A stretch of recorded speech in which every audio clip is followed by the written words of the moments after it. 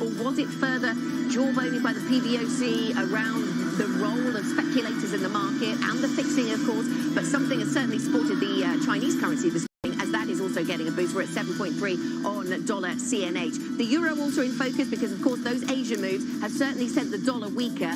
The euro is playing ball and going a little higher this morning, 107.34. So we are seeing some European expression of that story. But, of course, we have the ECB later on this week, so we look to that to see if we get that hike at 25 basis points. Very uncertain. We'll get analysis as we go through the programme. So that's where we are on FX. That gives us this in terms of the handover for futures. DAX, FTSE and CAC futures all pointing higher this morning, picking up from Friday's session where we left off, where we did see over in the US and in Europe some modest gains across global equity markets. It is a really busy week this week. I've mentioned the ECB, plenty of data out from the United States as well, giving us a gauge on the US consumer, really closely watched as we ask questions about whether we can achieve or continue to achieve, if you like, something of a soft landing in the US, or whether that deteriorates pretty quickly as the US consumer declines. Let's have a look at what we've got then at the start of the European trading day. The Spanish IBEX up by 0.5%, the FTSE 100 up by 0.2% out of the gate. So we are seeing some strength on European stocks. There's that big dollar move I was mentioning, driven by the yen initially, picked up in China as well. So we are seeing concerted move downwards in the dollar as we look at the yen gaining, the Chinese currency gaining, and here in Europe we see some expression of that, as I've mentioned. So the pound and the euro gaining, the Swiss franc also up by 0.3%. Here's the bond market moves as well, and we did have earlier on in the day, we had the BOJ moves here, or sorry, the JGB moves here. That's dropped out, but we certainly see some of these yields going higher in Europe. So the UK yield, the French yield, the Spanish yield, all going a little bit higher this morning as we sell sovereign bonds. Pretty risk-on picture for equities, it would seem, and a mixed picture when it comes to commodities this morning, with natural gas itself looking fairly mixed. WTI crude takes a break from its recent rally at 86.95. Let's have a look at what we've got on the sector picture in the first trading day of the week, and all in green. That's the first takeaway, is that all of the sectors on this board seem to be green this morning. So the stock 600 up 0.5%, the FTSE, the CAC going higher, and we see a host of sectors moving upwards. Basic resources getting a boost. There's a move of 2% on basic resources. That's pretty outsized in terms of what we normally see on that sector. So that is a really big move. Is that a read across from the Chinese currency into what's going on with the Chinese economy? Are we seeing a turning point in some of that weak data out of China? That's also the conclusion that some have drawn from that CPI print at the weekend and other data we've had out of China. We'll get more of that as we go through the week. But that is the big standout story as far as sectors are concerned, a move of 2% in basic resource stocks. Let's get across today's big market themes. Bloomberg's Eddie van der Veld joins us with a look at some of the themes that are driving thinking. And Eddie, this all seemed to start with one simple interview with the BOJ governor in Japan, but it seems to have unleashed some volatility across a whole host of assets. What do you make of the moves out of Japan? Yeah, absolutely. Look, there's two things that he said that was really notable. One was, this talk that they are open to raising interest rates above zero, which, would be a tremendous policy shift for Japan. At the same time, they not perhaps keeping a lid on 10-year yields at the 1% level. And those two things would be a significant change for Japan. What we have to keep in mind, though, is, this may just be Oeda being, his typical university professor saying, these things are possible, we could do this, we could do that. I think we will have to wait and see whether the data allows Japan to do what they want to do. Right, absolutely. Whenever central bankers say something, Eddie, we always ask ourselves, are they just saying things or are they really saying things? And you always assume it's the latter because they're central bankers and they should know the influence they have on markets, but sometimes it just isn't. Let me ask you about what's going on in the US as well. We had a guest on earlier in the last hour of the program who was really pro the soft landing thesis for the US economy. Janet Yellen clearly talking about that on the plane home from the G20. What's your assessment of where we are in the US? Right, I think the central bankers are almost a little bit giddy about this, right? They do sound like they think they are going to achieve this soft landing, which is extremely rare. You know, people have been trying for you know, a very long time, and usually that just is not what happens. Now, I do think that there's some note of caution that, you know, they won't know until it is too late whether they have crashed into the landing zone really. But I think what is really important over the next 6 months, as investors decide where they put their money, is that that the central bankers think they're going to achieve a soft landing, and therefore they are going to keep rates higher for longer, right? I think they think that they are on the right path, and that probably, you know, we're probably not going to see a lot more hikes, but we're probably not going to see any cuts for the foreseeable future, unless the data really hits them over the head. Yeah, and we'll get a lot of clues about that potential for soft landing this week with retail sales, CPI data due out of the United States. Will we see any threat to the consumer story from repaying student loans, something that Valerie Teitel was flagging to us earlier? Let's talk about tech, because this, with rising interest rates, is a big area of focus. And now we have a big name coming back to the markets, was owned by SoftBank for a period since 2016. Now Arm coming back to be a listed entity in its own right over in the US. It has broader resonance, doesn't it, in terms of the macro themes that it picks up on? Yeah, absolutely. I think it does. It will tell us just how much investor sentiment there is out there for the chip story, for the AI story, all of these things. And, you know, they are talking about a higher, pushing the IPO range upward, and I think that will be really interesting because it will tell us just whether investors are still willing to keep buying that story. That has been a big driver for equities this year. Yeah, absolutely. NVIDIA and the poster child for AI, and certainly a lot of the commentary coming out of the ARM management suggesting they're doing a lot to try and sort of hitch their wagon to that. So we'll continue to watch the AI theme as it plays out with that ARM IPO. Thanks very much to Bloomberg Market Live team member Eddie van der Velde, who joins us there with analysis of these markets. Let's get a check on some of the individual stocks that are on the move. Joe Easton has a briefing. Joe. So Kingspan at the moment pretty much unchanged, as we said, in stocks to watch. Not really clear whether this news of them potentially doing a deal in the US would be taken positively, given the decline we saw in Smurfit Kappa last week as well. We'll see whether they do enter negotiations with the Arizona-based company that has knocked them back. But that one ticking higher in doubling, up around 0.5% at the moment. One stock that is looking very appetizing today is Restaurant Group, up 6% after they announced they are offloading around 75 units, including Frankie and Benny's and also Chiquitos. It's a loss-making part of the company, and analysts today are saying that's good news. It could help them eventually start to break even as well. Just seeing Kingspan ticking a bit lower there, a bit of volatility in that one. In terms of Covestro, we brought this one up because late Friday we had news breaking that the company is now back in talks with the Abu Dhabi-based firm that was looking to buy them. So that does look like it potentially has legs, and the stock gained around 8% on Friday, and it's coming up even further today, up another 3.5%. In terms of the UK earnings stories today, Vistry gaining even more now, up around 12%. It opened up around 6%, but getting a boost as they maintain their profit outlook for the year. This is a UK home building company, and given all the negativity we've seen, that's being taken positively. They haven't downgraded their forecast. We're seeing that stock extending gains up to around 12% now on the London stock market. In terms of some other sectors we had in focus, so miners getting a bit of a boost. Iron ore futures were up about 2% last time I checked. Anglo American, one of the best performing stocks in London today, up 3%. And the Italian banks also boosted after news that Meloni, the Italian Prime Minister, could be looking to tweak the potential bank tax. Now, it could potentially be on the risk-weighted assets rather than the profit of these lenders, so it does get a little bit technical, but that's being taken positively, and those stocks are gaining. In terms of football, we brought Juventus up. There was a story that the Agnelli family, which owns 65% of the company, could be actually looking to sell the football club, the Italian football club. They've denied that, according to a report on the terminal today. But that stock gaining 3%, potential speculation whether that could go maybe the same way as Man United, although that obviously looks unclear at the moment. Then just on the ratings changes, lots today, and lots of them were actually being moved to neutral, I noted. I think maybe that's people being uncertain on what's happening on the market. But one stock that gets a sell rating is Legrand over in France. This company makes plug sockets and also components. They get a sell at Citi, who doesn't like the look of PMI data, according to their analysts. But they actually end a 4-year sell period on Electrolux, the maker of washing machines, dishwashers, that kind of thing. They said that a normalization post-pandemic in that kind of product is now over, and the sell-off should stem. That stock's down heavily over the past couple of years.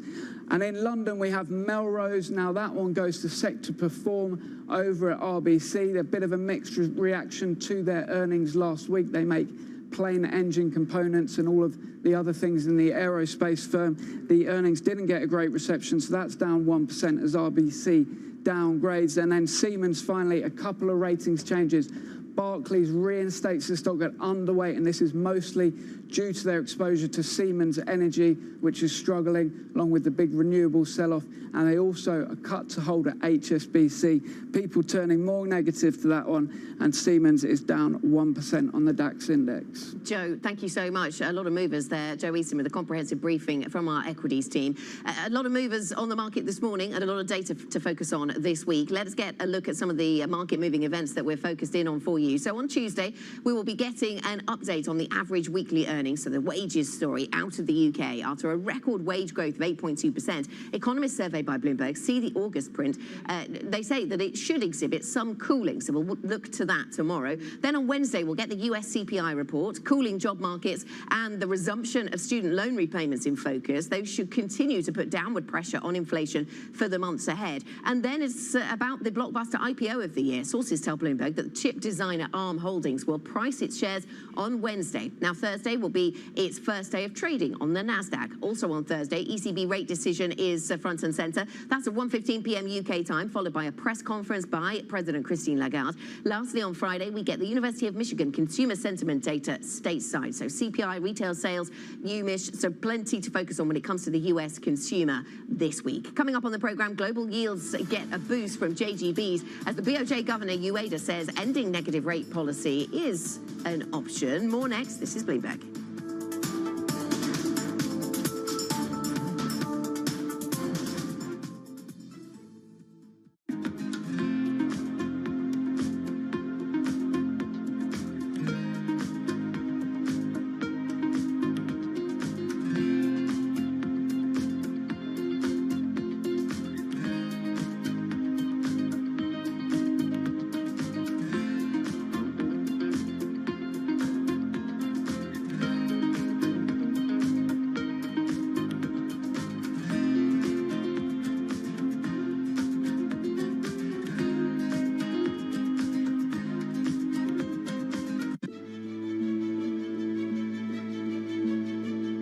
What do you like most about your job? I think the people. I mean, ultimately, we're a people business. A lot of what my job is as CEO of the company is to give those people sort of motivation, to tell them where we're going, to encourage them to come up and do their best work, to encourage them to collaborate. Sometimes you sort of think you're almost a psychologist, as you are a business leader, I think, sometimes. And so what's your best piece of advice? I love pitches. I love being sort of leading from the front, if you like, and spending times with teams. I love to see the work that we're doing. When we pitch for a piece of new business, often when we come together. So I guess I try and put myself in the seat of the client. And what's the client going to think when they see this work? Are they going to be excited? Is it going to turn their brand around? How's it going to resonate with their consumers? So as much as possible, I think probably I try and play that role.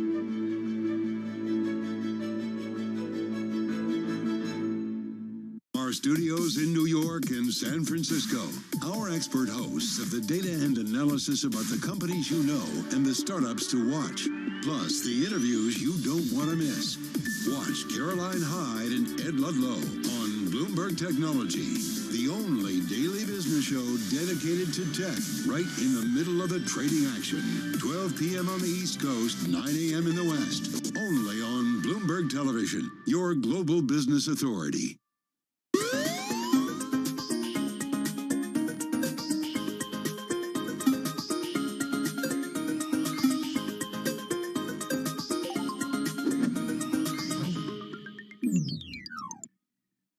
Why do the biggest names in business choose Bloomberg? That is a great question. It's a great question. Great question. Great question. Best question I get all night. Bloomberg, top experts, great questions.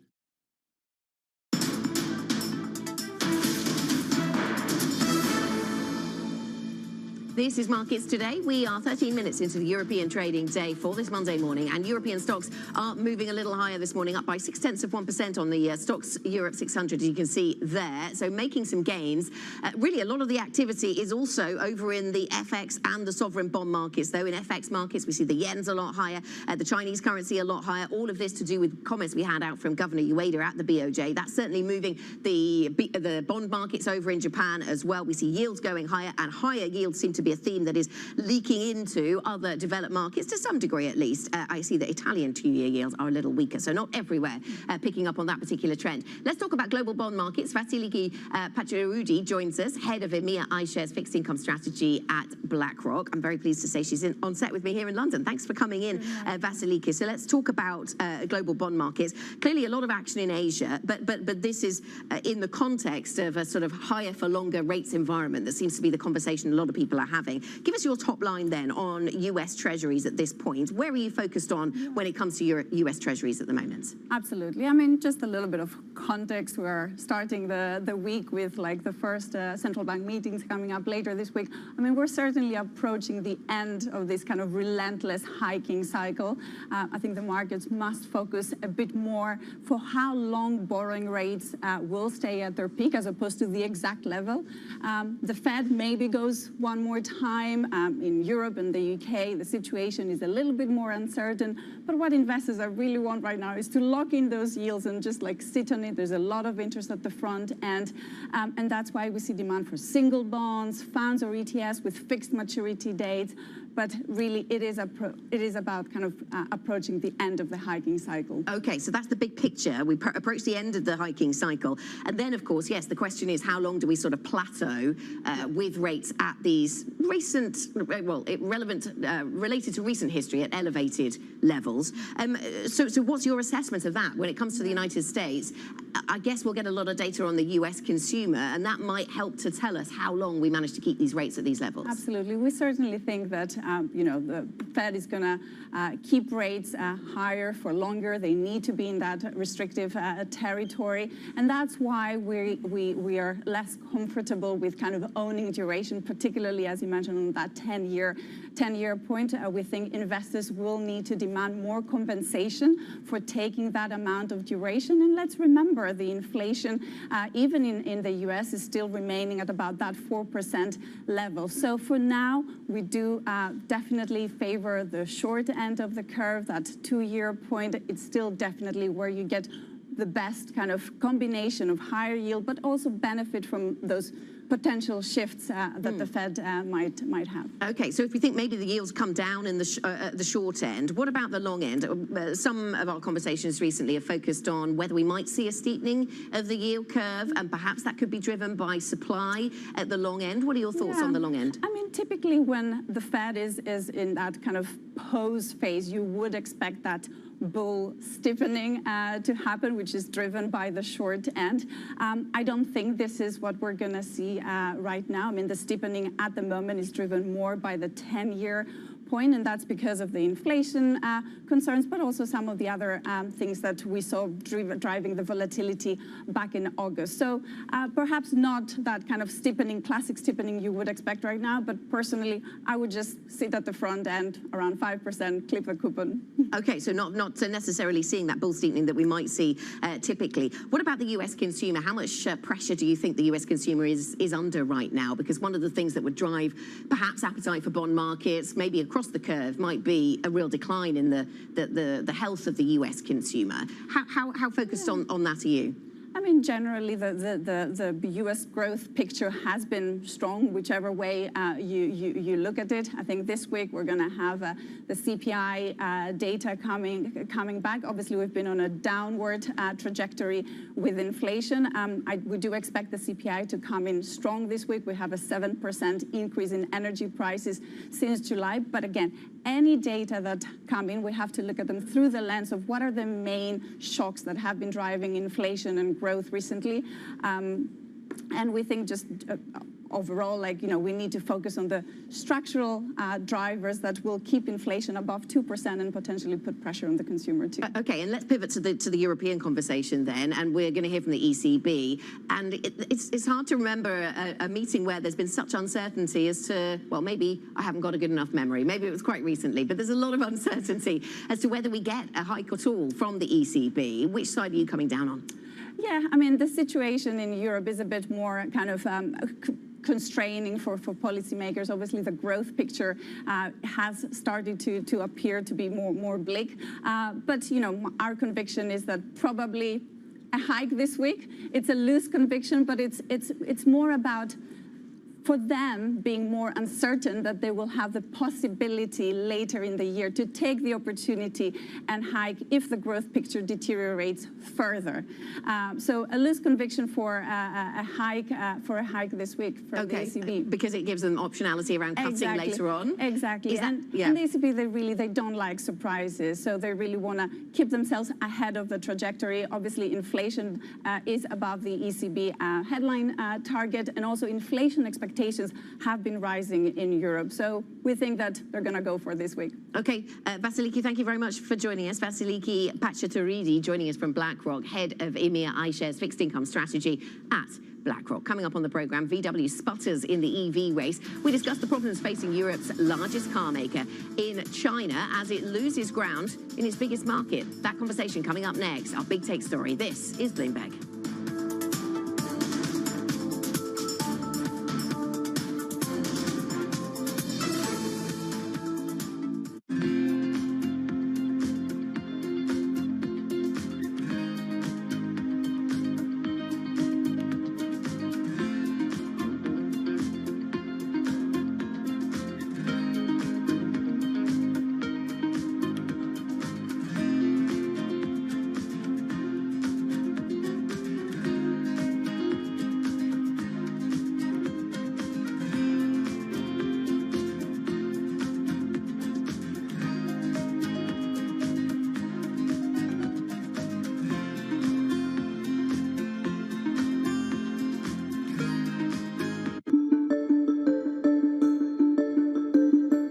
Race relations in the United States are much better than when you were growing up in Mississippi, or do you think we've made less progress than you think we should have made? Both. I think that much better than when I was growing up. There's so many people who occupy areas and I never thought I would see them in. But I would have hoped it would be better. It's been a lot of progress.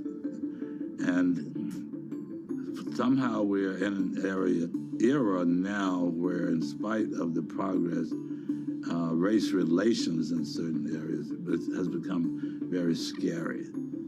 Some of the things that one reads about now remind me of growing up in Mississippi.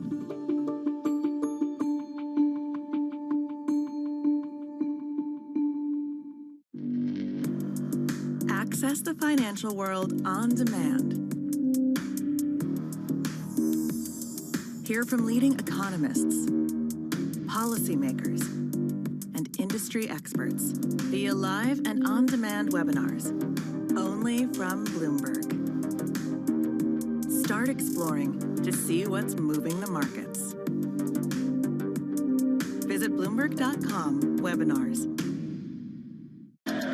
From New York City, from London and Sydney, from Washington, in Tokyo, 9 a.m. in Beijing and Shanghai. Good morning, everyone. Have a great evening. Here's what I'm watching. You do not want to miss this story. Is there the kind of upside?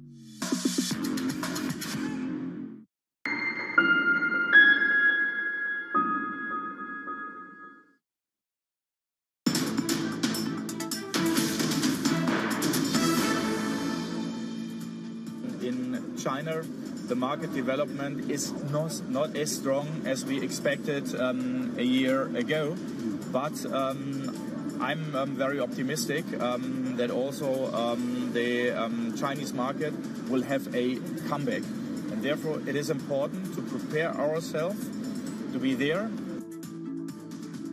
That was the VW CEO, Oliver Bloom, speaking to Bloomberg at the IAA, that autos conference in Munich that got a lot of our attention last week. Sticking with auto themes, VW's slow progress in the electric vehicle market is the subject of today's big take story. Stalling sales in China mean that the German company is losing ground in its biggest market. For more, we're joined now by Bloomberg's Oliver Crook, who was at that Munich car show, of course, and is across all of the German car makers for us. Ollie, good morning. So you're fresh off the road from Munich. How is the EV battle playing out then?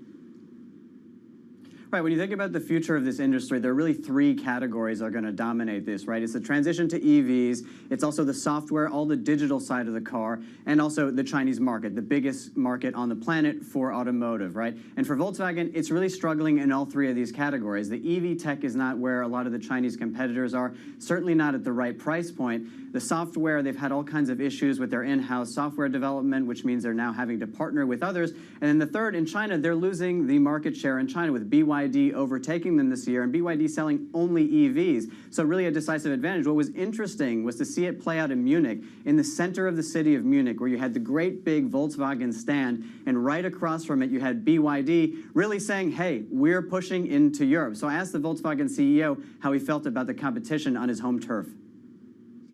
Competition drives you. We come from sports, and at the end, to be better than the competition is positive for the customer. And at the end, a high level of competition drives innovations. So what does this mean for Volkswagen? Probably they're going to have to run a little bit leaner in the coming years. The advantage that they have is they have a huge amount of cash. They're spending $180 billion, $180 billion over the next 5 years to try to win this. And also longer term, what they also have is brand recognition, which a lot of these Chinese players don't have. So they're really going to try to leverage that along with their designs. So how is Germany, you've given us some clues there, Ollie, as to how Germany is reacting to this competition, to China trying to compete with Germany in an industry that they prize? Yeah, and so this is a refrain that we heard constantly from the CEOs, but also from the government officials that were attending the IAA. Olaf Scholz himself saying, you know, we love competition, bring it on, et cetera, et cetera. However, things are a little bit different now than they were, say, when it was the Korean car makers and the Japanese car makers. So they keep pointing to those examples. Those companies were never really able to fully infiltrate the market. The difference is we have a completely new set of technology where these Chinese automakers are well ahead and at a much better price point. And the question is, what can they do about it? There is no Inflation Reduction Act in Germany and in Europe. They're not really as strong in that department. And also, this is would be the Chinese using the German playbook, which is establishing local manufacturing production, generating cars for the local market. And also, you have to ask the question for the politicians, do they care if it's a German company producing cars or a Chinese company producing cars, as long as they're producing cars in Germany? Oliver, thanks very much. Bloomberg's Oliver Crook with the complexities around the German car market. Thank you very much for bringing us that big take story. Let's get back to a quick check on the markets as we head to a short break here. In terms of where we are across European equity markets, real positivity actually coming through. Euro stocks up by 0.9%. The Italian FTSE MIB up by just over 1%. So we're seeing positivity for stocks. A lot of currencies moving higher against the dollar. The dollar really on the back foot. It all started with the yen, but other currencies running with this theme. The Chinese currency is gaining, the euro gains, the pound gains, and sovereign bonds also responding to what we've heard from UADA over the weekend. Coming up on the programme, European inflation remains high, but cracks are also widening in the euro area economy. We'll discuss the dilemma facing the ECB as we look ahead to the meeting on Thursday. This is Bloomberg.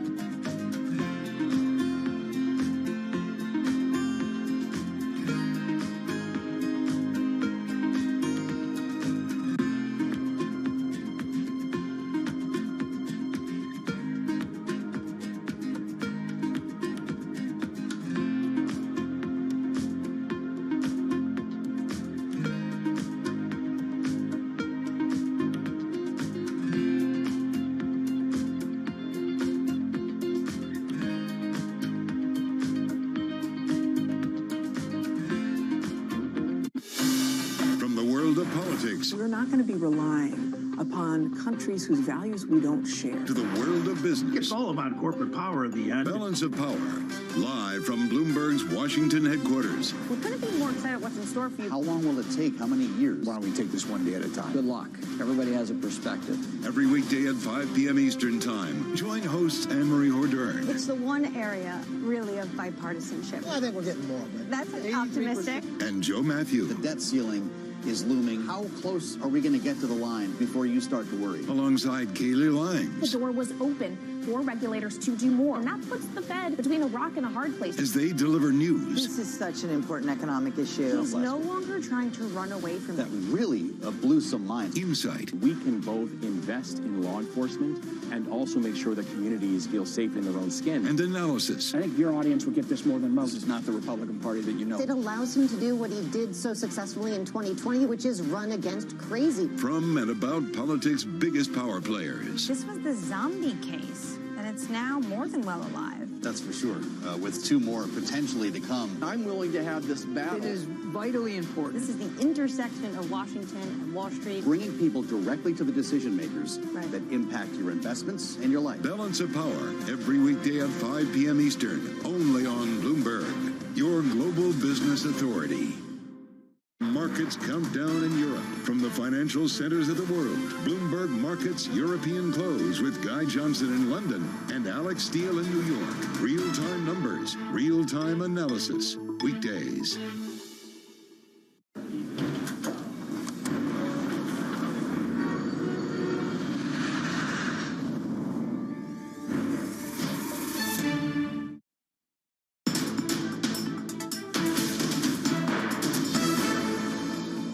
This is Markets Today, 30 minutes into the European trading day, and here are your top stories.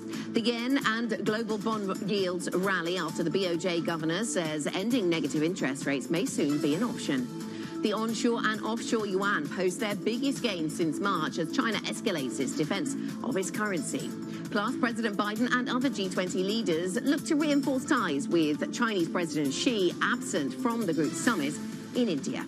Welcome back to the programme. 8:30 here in London, 9:30 in Paris or Berlin. Let's get to a market check for you. And we've got European equity markets then moving substantially higher, up by 0.8% on the Stocks Europe 600. It seems that risk appetite reignited by what we've heard from the Japanese. At least that's where it started, and then it took on a life of its own. It's actually negative for the Nikkei in the Japanese session, but positive for the topics because bank stocks moved higher. So it had mixed impact on Japanese stocks. Elsewhere, we've seen the Chinese currency continuing what they've been doing around currencies in China to try and support their currency, and it just landed better for them in the markets, it seemed today, given what the Japanese story has been up to. So as a result of that, a higher yen, a higher yuan, and a much weaker dollar, and perhaps that's the thing that the markets here have picked up on. Also keeping an eye on global bond markets. We do see yields going higher. That has been something that has dented risk appetite, of course, in the past, but maybe it's the dollar move that dominates this morning. Let's take a look at some of the sectors that are on the move, and we certainly have some positivity around the basic resources sector. That's been something of a focus for markets of late. When we checked in at the top of the hour, we saw that the basic resources sector was up by just shy of 2%. It continues to be the best performing sector, and it is up by more than that, up by 2.5% today. Getting a boost there then, the China story, some of the data perhaps bottoming out in China. That seems to be the theme that some brave economists are venturing at this stage. We had CPI data, other data out from China, and we'll get more data at the end of this week, of course. And on the banking sector, we're doing well as well, up by 1.3% on the banking sector. Some ECB lines dropping around an hour and a half ago, talking about removing some of the capital requirements for some banks, just at the margin, perhaps a story there worth keeping an eye on. So those are some of the sector moves that we're seeing, and all sectors are in positive territory in Europe today. Let's get a check on some of the individual stocks on the move. Joe Easton has a briefing. Joe. So JC is the best performer over in France today, up around 10% after analysts at Oddo upgrade that stock to buy. This is, of course, the maker of outdoor billboards that saw a massive drop in sales during the pandemic, but the analysts at Oddo saying that they are now back above pre-pandemic levels. That stock gaining as much as 9%, the biggest rise this year. Vistry doing even better in London. I've dug further into the statement, and they are saying they are pivoting towards more affordable homes in the UK, away from the high-end market, which is more cyclical, and investors really liking that one, sending the stock up as much as 15%. in London. Then Covestro continues to add to the gains as they enter talks with ADNOC over in Abu Dhabi about a potential takeover. One analyst was predicting only 30% chance that that takeover could go ahead, and that is back on the cards at the moment, sending that stock higher over in Germany. And Anglo American, another look at that one with iron ore futures gaining around 2.5%. We're seeing Anglo, Rio, BHP, Glencore, all of those stocks jumping. Anglo up around 3.5%, the best gain in 6 weeks for that one.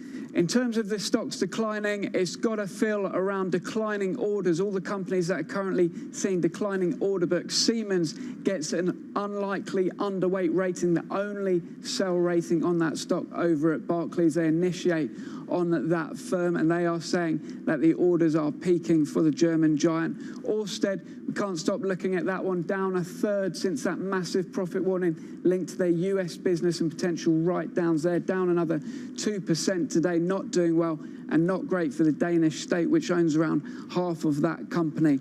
Another downgrade we had today was Alfa Laval. This is over at Citi. Citi once again talking about declining projects, customers cutting back. It's an engineering firm like Siemens, also seeing potentially a peak in some of those earnings. The one that I wanted to bring up from stocks to watch was AstraZeneca actually falling after that drug data. Now, Bloomberg Intelligence says while it was a home run, there wasn't enough data on the overall survival of patients. They wanted to hear more about how the survival rate progressed for that drug. It's a lung cancer drug, one of their best sellers, but that stock is ticking lower today, down around 0.3%. Okay, Joe, thanks very much. Joe Easton from our equities team with a look at some of the market moves this morning. Let's step away from the market stories this morning and turn to the latest developments in Morocco, where authorities are still trying to rescue possible survivors. That's after the most powerful earthquake to hit the kingdom in over a century killed more than 2,000 people. Bloomberg's Abir Abu Omar joins us now with a briefing on the latest news flow. Abir, good morning. So what's the latest update with the situation in Morocco?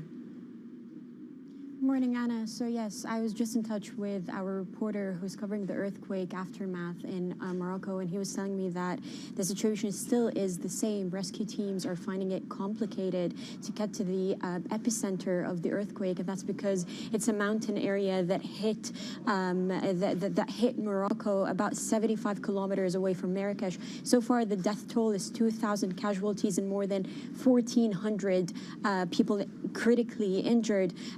Morocco has yet to officially say it accepted foreign aid, but we know a lot of countries, including the UAE, Turkey, the UK, France, and others have pledged help to Morocco. Now, this is quite tragic because Marrakesh is a UNESCO World Heritage site, and the World Health Organization said that 300,000 people and beyond are affected by this earthquake. Red Crescent told our reporter on ground that response to this earthquake will take months, if not years. You know, this impact is quite felt across, I'm seeing the images now, and we saw them over the weekend. People are sleeping in the streets. People are scared to go back to, to where they live because they're afraid of what might happen and if there were any aftershocks. We have a reporter on the ground that is following the tense situation, but it's really, really devastating what's happened. Yeah, clearly the humanitarian crisis unfolding and very much at the center of people's thoughts.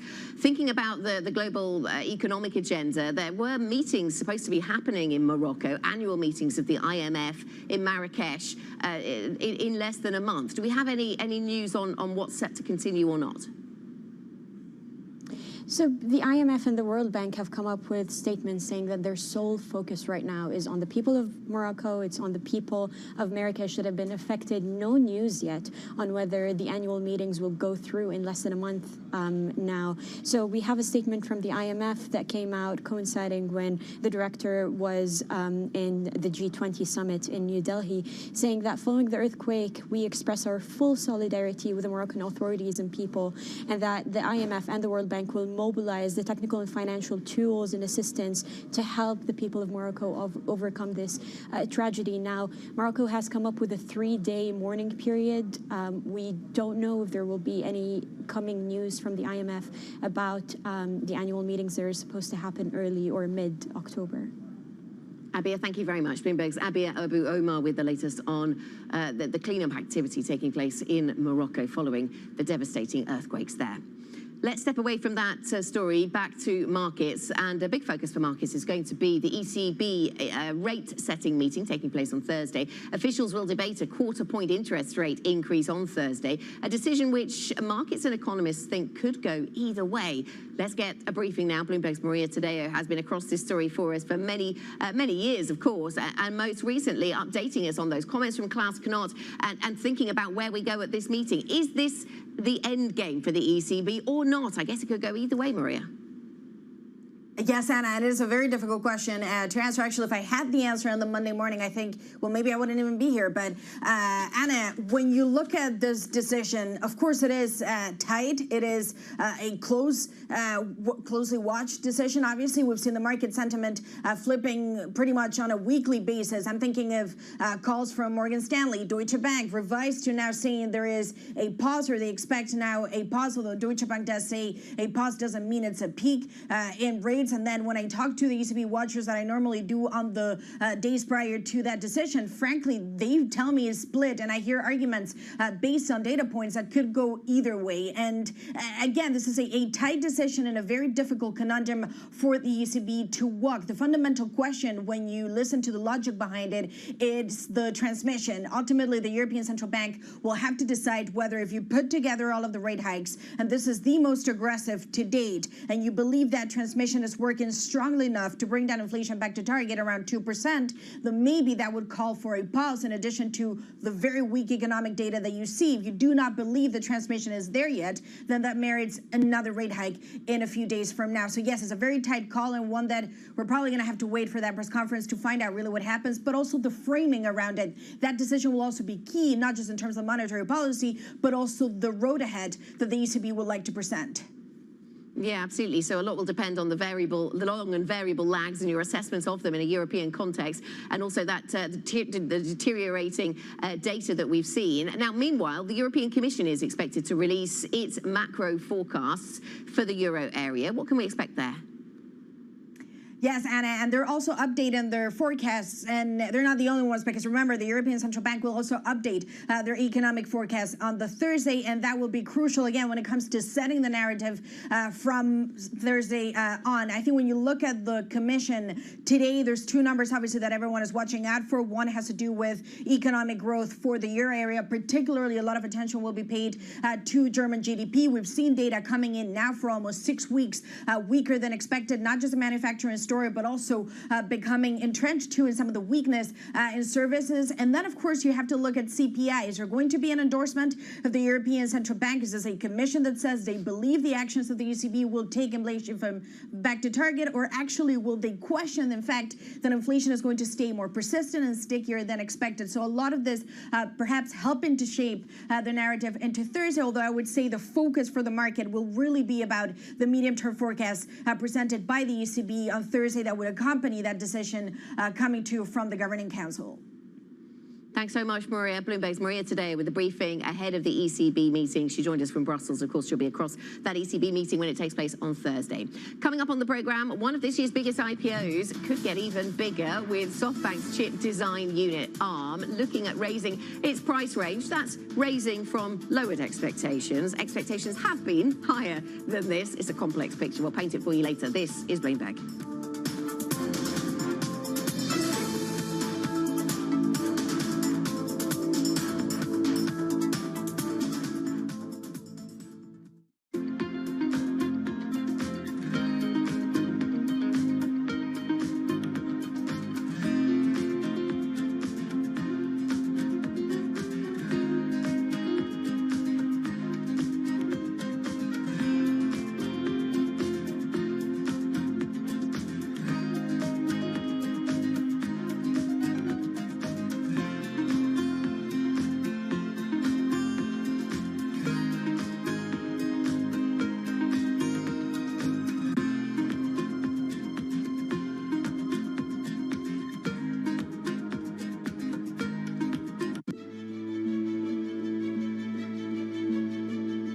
don't think we can replicate Tesla. Tesla is a unique because when they founded, and then personality behind it. The product is beautiful, technologically very, very strong. So in many areas, Tesla is Tesla, but Xpeng is Xpeng. We want to focus on what we think is important for our customers. Our customer like beautifully designed vehicles, either it's large SUV or sports sedan. We believe we have a very, very appealing family look that our customers is really attracted to. They like to have user-friendly features inside the cabin that has a technology feel. It's very smart. It enables them to really utilize the vehicle that's different.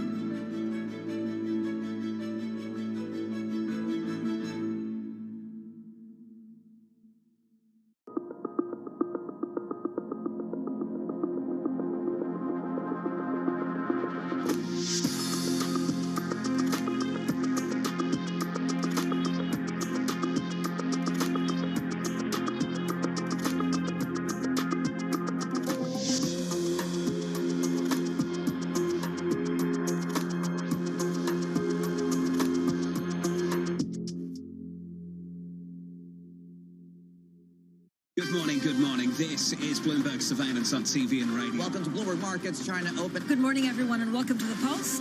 This is Bloomberg Technology. And welcome to Balance of Power.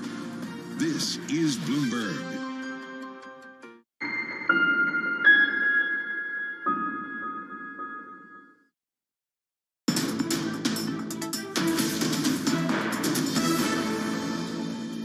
This is Markets Today, 8:44 in London, so 44 minutes into our European equity trading session, and European stocks are moving higher. Let's get a briefing on what's going on with the big IPO in focus this week. SoftBank's chip design unit, ARM, is said to be considering raising the price range of its IPO. It comes after a meeting with investors for what could be the world's largest listing this year. Let's bring in Alex Webb from Bloomberg Quick Take. Alex, good morning to you. So increasing perhaps the price target, but that's after expectations were lowered, I think, in weeks gone past. So where are we in terms of expectations for just how big this IPO can be? Well, there are two ways of reading this. On the one hand, you could just take it exactly as written, as said, essentially, that the valuation that they had filed for would give it a valuation of about $55 billion. We had heard reporting that they wanted between $60 and $70 billion. That's the kind of straight way of interpreting it, that maybe then it's going to be closer to that $60 billion. The other way is you could perhaps read the tea leaves a little and see that, well, maybe the banks are just working very, very hard to generate some enthusiasm and sort of create a sense of momentum, that by saying they're 6 times oversubscribed, that doesn't necessarily mean that 6 times as many people are actually going to buy the shares. It just means they've expressed an interest, it doesn't necessarily mean it's going to be a blowout when the numbers actually, when the listing actually happens. Okay, and Alex, how much can we attach ARM to the phenomenon around AI? Because the market became very excited around AI, in particular, very visibly around the NVIDIA story, and we saw a huge market reaction to that. And it seems that some of the commentary coming out of ARM, and no doubt some of the bankers trying to sell these shares, is around how much ARM stands to benefit from the AI theme. How much of a strong link is that? I mean, it's not massively strong, to be honest. If you look at the numbers, we've seen reported that the CEO was telling people on the roadshow they're expecting 11% revenue growth this fiscal year. Put that in context, like NVIDIA is going to have, revenue growth perhaps doubling, what it did in the year earlier. So it has some exposure in the sense that its chips are used in the servers, which in turn have, the AI chips or chips for powering AI made by the likes of NVIDIA in them, but they're not necessarily directly exposed. They're not really the picks for the gold rush. They're almost like the trucks delivering the picks or something like that. I don't want to attenuate extend the metaphor too much. So they have a little bit. It isn't as big, perhaps, as the investment bankers would like the market to believe. Okay, yeah, perhaps underscoring how little we know about digging for gold, Alex. Let me ask you about, SoftBank is going to hang on to some of the shares here and quite a big chunk of what they already own. And some have suggested that's going to be something that weighs on the valuation. What are you hearing there? Well, actually, there are two ways, again, of looking at this, right? Because it means that there isn't a huge free float. It's less than 10% of the total capital. That also means, though, that means it's more likely to have an oversubscription perhaps. At the same time, SoftBank really needs this IPO to perform well if it's going to divest more shares further down the line.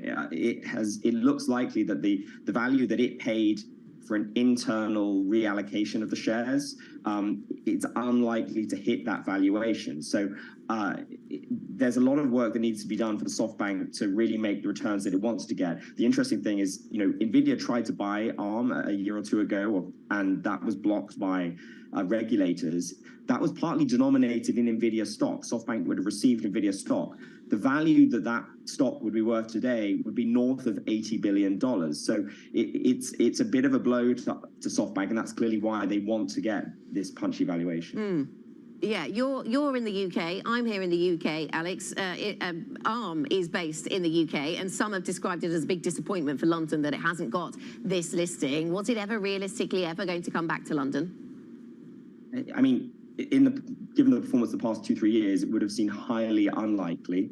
The valuations we see in the US are generally a sort of generous premium to what we see here in the UK. Also, it's easy to forget, yes, it's technically a British company and a lot of the work is done in Cambridge. It was founded in Cambridge, but most of the board these days sits in Silicon Valley. Like they sit in San Jose and have done for some time. So, it's when we describe it as a UK company, it is technically true, but a lot of the work and a lot of the management is now done out of the US. Alex, thanks very much. Alex Webb from Bloomberg Quick Take with the latest on ARM. Coming up, we'll get back to some of the macro themes this morning. The yen and Japanese 10-year bond yields rally after the BOJ governor says ending negative interest rates may soon be an option. We'll discuss next with our Markets Live team. This is Bloomberg.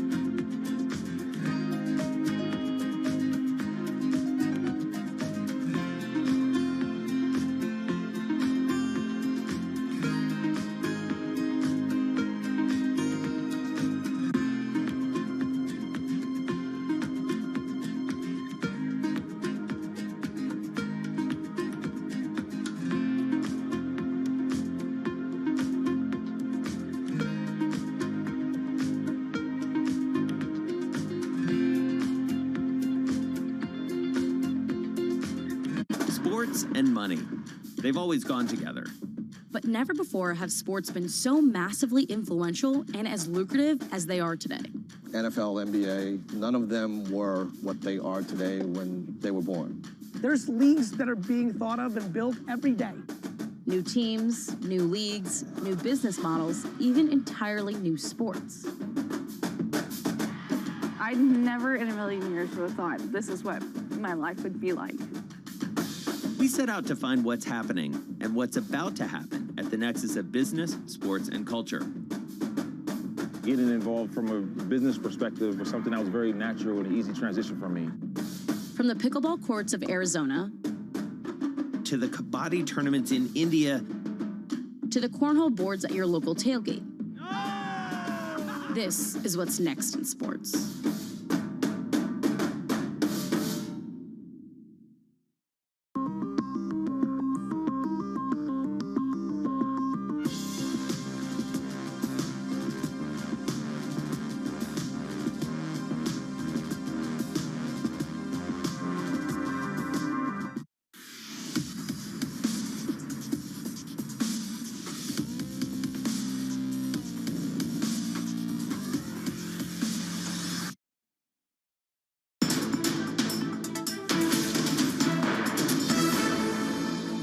Welcome back. This is Markets Today. 52 minutes into our European trading session, which looks pretty positive this morning. Basic resource stocks, the best performing sector this morning here in Europe and getting a real boost. Let's talk about what's happening in these markets. Heather Burke joins us from our Markets Live team. Heather, let us start with FX because this has been a fascinating area from the weekend into Monday's session. So here in Europe, we sit faced with a lot of movement on the Asian FX markets. The yen considerably higher, the Chinese currency considerably higher, the dollar really tanking this morning, or down by 0.5%, if that's the technical definition of tanking. Let me talk to you about the dollar then. So the dollar's selling off.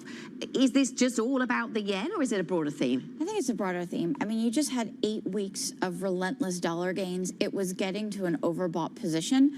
The yen and the yuan have particularly been weak against it. So I think traders are really hinging in on the news.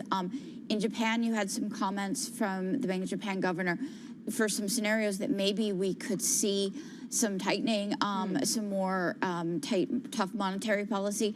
I think in terms of the yuan, you had both some pushback from the People's Bank of China with the fixing, and also you had some decent data today that showed a little bit of an easing in disinflation. So these are two stories that took two of these big losers against the dollar and gave them some support.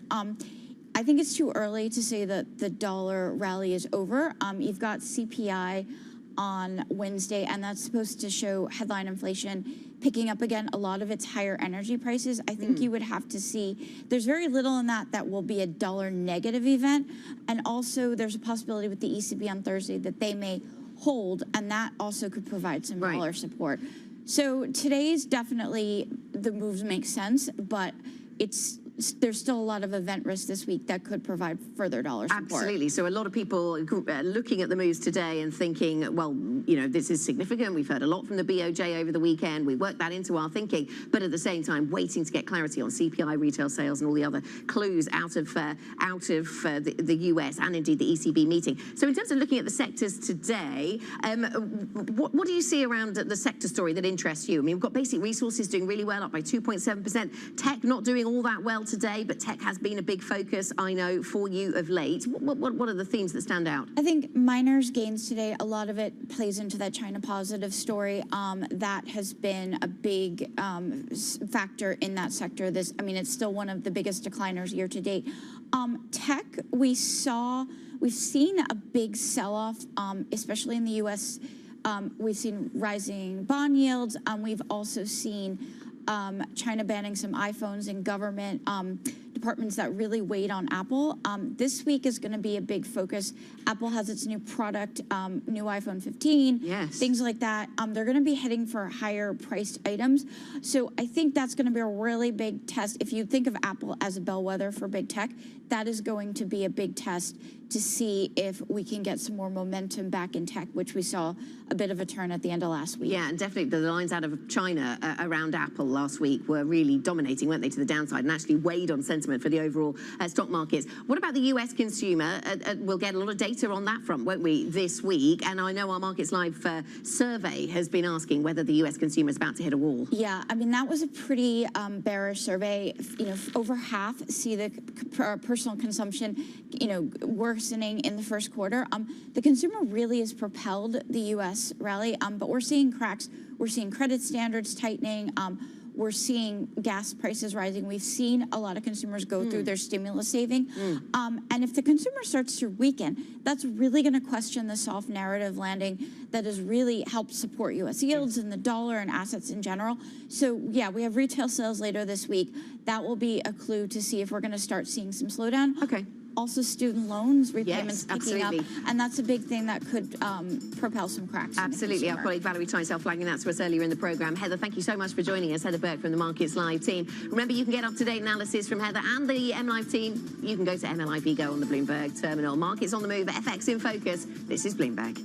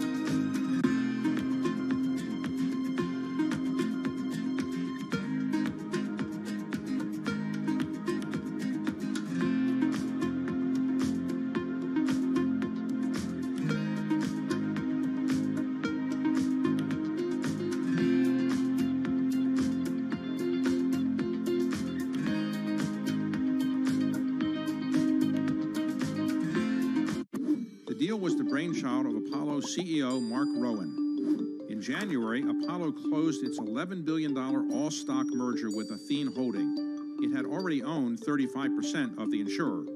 Here's what Apollo gets out of the deal. Assets under management. Apollo expects them to double to about $1 trillion by 2026. Much of that projected growth will come from the merger, and those assets are especially attractive to Apollo. Insurance companies typically go after much more modest returns than buyout investors. That will give Apollo more options for investing the cash. Athene is a steady provider of fee income. It has grown into one of the nation's biggest holders of fixed annuities, those retirement savings products favored by risk-averse customers.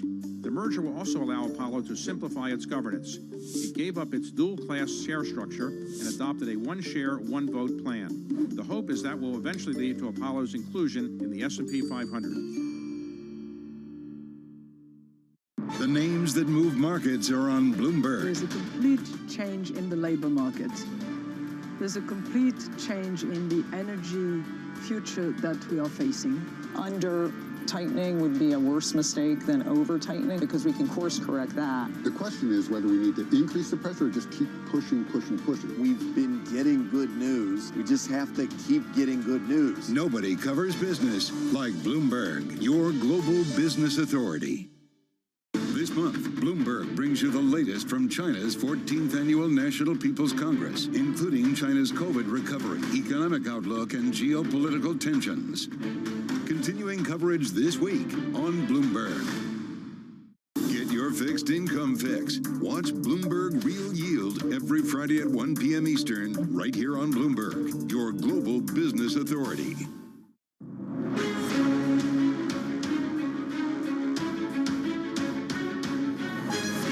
Newsmakers and market movers. This is The Pulse with Francine Lacqua.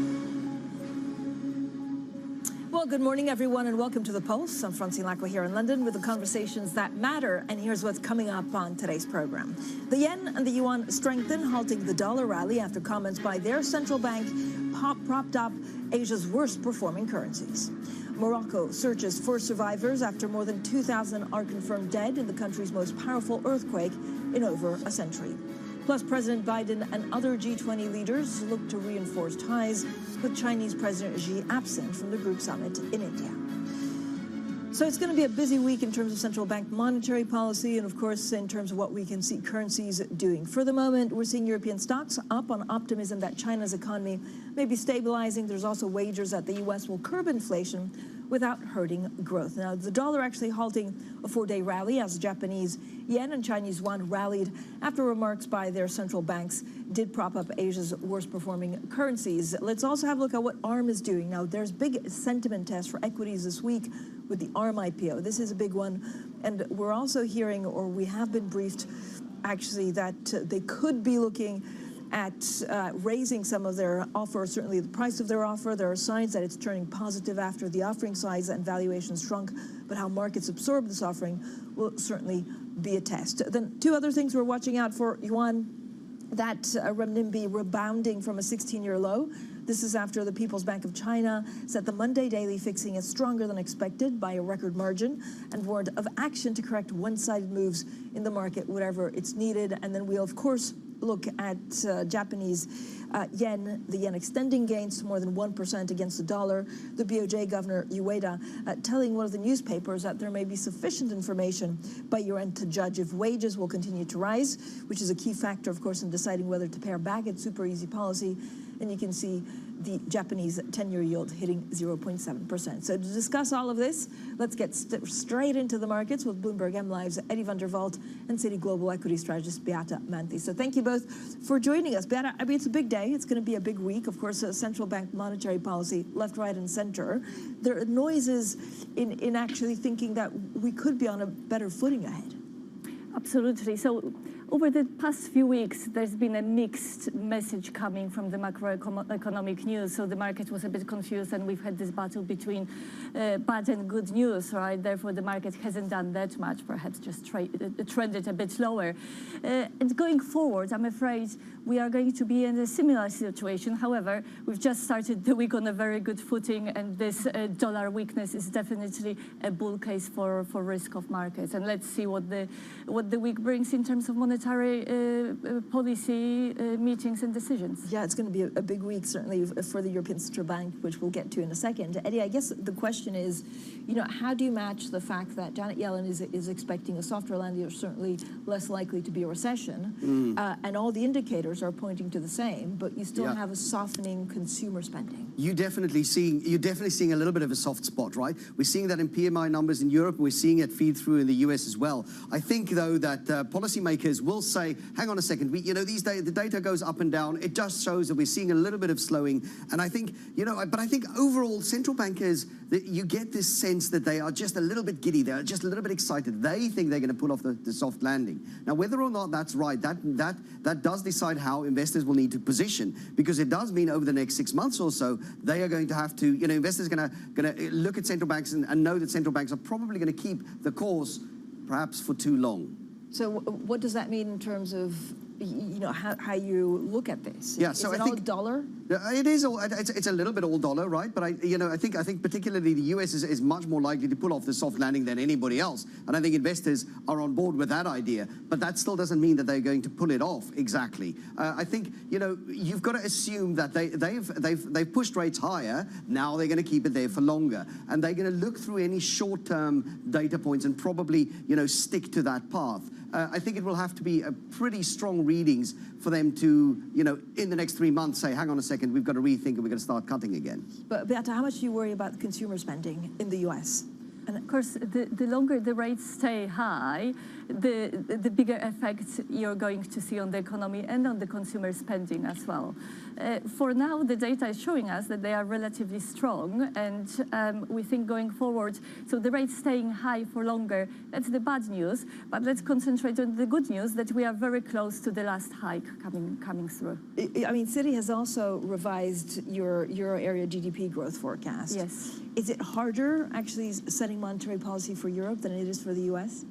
Look, we've known for a while that economic data in Europe has been coming through very weak. It's been much stronger in the US, right? So perhaps it makes it a bit easier for the ECB to go on pause. Of course, the other side of the equation is the inflation that stays a bit stickier, although moving in the right direction. So we think this week from the ECB, our economists are expecting a dovish hike. They think this is an easier to explain move than a hawkish pause. But probably this is going to be the last one. Are there more downside risks, I guess, to the European economy? And what does that mean for how you handle the markets? So Citi economists have a mild recession in the forecast coming through already from this quarter all the way to the first quarter of next year. So we might be in the recession right now. But the fact that it is milder worries me a bit less. So for the market I look, European equities, my model suggests that actually around 10% EPS contraction is already in the price, and 10% contraction is much more than the current mild recession out of the Eurozone would imply for the EPS. And Eddie, when you look at Japan, and really it's quite incredible what we saw in terms of yen move, but also in terms of what we heard from BOJ. What's the significance of this for the rest of the world? Yeah, you know what? I mean, there's two really big things that came out of Japan, right? Number one, Ueda's open to raising rates. Number two, they might not keep that lid for the 10-year yield at 1%. And that will feed through into the rest of the world because, I think it's partially also a reaction to some of the dollar strength that we've seen. And if you see Asian economies, slightly normalizing and particularly Japan normalizing, and you're seeing them with higher rates, and they starting to take the fight to inflation a little bit. That takes the pressure off other economies to do so. And I think that will, if it feeds through into the dollar, which we're already seeing it does today, it will feed through into the whole gamut of asset prices. I don't know what you do with China, Beata, because one day it could be really ugly, and the next day we're seeing stabilization signs, and I don't know whether it's the market actually trying to latch on to positive narrative. So it depends on when. So we've had very good weeks over the past few weeks that the market started to believe the action plans out of China, and then there is some profit taking. Going forward, we actually expect more to happen, and I think for equity markets, this is a necessary catalyst for the risk-off to properly kick off. You agree with the broad China? I don't know if it's a question mark over China. Yeah, you know, I think if you're going to be optimistic about Europe, you kind of have to be optimistic about China. And I think, you know, I think if China released all of the statements, all of their policy plans in one day, it would have overwhelmed the market, and you would have seen a massive rally on the back of it. I think the market is starting to realize that this will impact the economy. It will impact the economy directly. This sort of kind of, you know, slow, not even a slow drip, a fast drip of policy feed through. And I think it will impact the economy, but it will do so in 2 or 3 months' time. So I think there is reason to be optimistic about China, but it's going to take time to show up in the data. Yeah, and of course, I mean, I guess Europe, because of the proximity and because of the closer ties, could suffer the most. Yeah, well, as long as China's struggling, then you're going to you're going to struggle in Europe. You're going to struggle with your luxury goods makers. You're going to struggle with your car companies. But I do think the flip side is more likely as we go into next year. Yeah. All right, thank you, Eddie van der Veld there from our Bloomberg MLive team, and Citi Global Equity Strategist Beata Manthi stays with us. We'll have plenty more, of course, on the markets. We'll also look ahead to what's coming up after that G20 meeting. This is Bloomberg.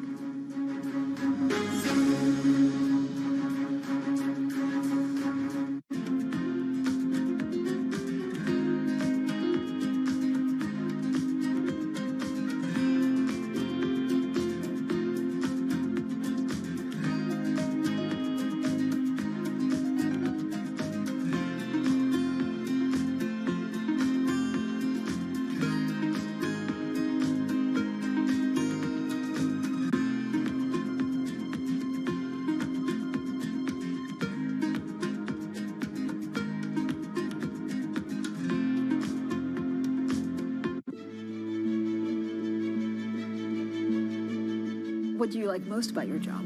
I think the people. I mean, ultimately, we're a people business.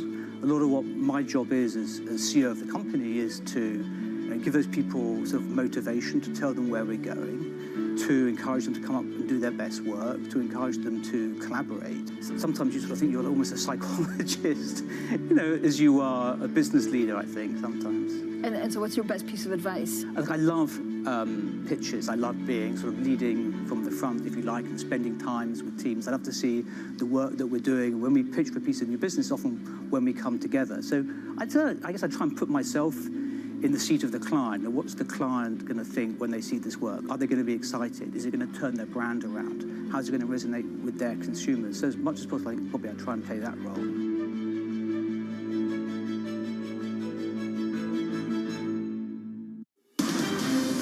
Of politics to the world of business. Every weekday at 5 p.m. Eastern Time, hosts Anne-Marie Hordern and Joe Matthew alongside Kaylee Lines deliver news, insight, and analysis live from Bloomberg's Washington headquarters. Get the latest from and about politics' biggest power players at the end of every trading day. Balance of Power, every weekday at 5 p.m. Eastern Time, only on Bloomberg, your global business authority.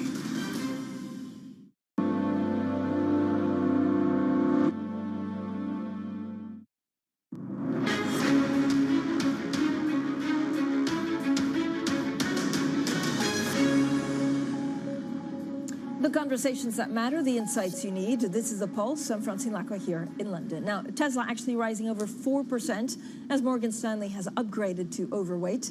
The Tesla Dojo supercomputer may add as much as $500 billion to the company's market value through faster adoption of robo-taxis and network services. Again, that's according to a pretty impressive note by Morgan Stanley that's actually moving the share price of Tesla pre-market. Again, we have seen quite big swings for Tesla over the last 3 to 4 months ago, so keep an eye on what it does at the open.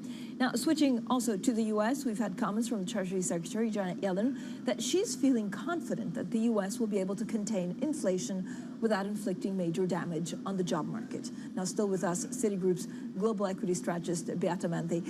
I understand, of course, Beata, that this is a possibility. If you cast yourself back to the beginning of the year, it was a hard landing, soft landing, no landing, hard landing. Like, is it just difficult to get ahead of what's happening in the U.S.? I think the market is confused, right? Because we are getting the good, so is the bad data, or is it good? And, every week the narrative basically changes, right? But going forward, just like Janet said, there are increased odds of soft landing actually happening. So city economists still have a recession forecast for the start of next year, but they do acknowledge that actually the strength of the current macroeconomic data could push it a little bit ahead. So they believe that we'll get a recession eventually, but perhaps it might be pushed out a bit more. So Beata, what does this mean for your equity strategy? We just had Tesla. We keep on saying that a lot of these tech companies, in general, are priced to perfection. So this is very interesting, right? Because last year was this rates-driven market that all growth stocks, including autos or tech, would just derate as real yields and rates were coming up. This year, rates stay high, actually moved higher, but we did see the growth stocks decoupling. So we argue that actually this year is all about fundamentals and providing growth. So if the market sees high valuations, but stocks that actually have good reporting data and forward earnings, the market will buy it, right? How do fundamentals, of course, they're very dependent also sometimes on macro policy, but also on U.S.-China tensions. So how do you identify the fundamentals that are almost immune to some of these things that are outside the chief executive's forecast? It's very hard because sometimes geopolitics comes into the equation as well, right? So globally, what we've done with our tech call, we've been overweight all the way into the summer, and in July, we've downgraded just to neutral from overweight, thinking there'll be some profit taking, perhaps there'll be a very high bar for fulfillment out of the reporting season. So that call has worked, but we are not giving up on it yet, and there'll be a time soon to get back to some oversold stocks. So Beata, when you look at, I guess, the equity space, do you break it down more in terms of industry groups or also region exposure?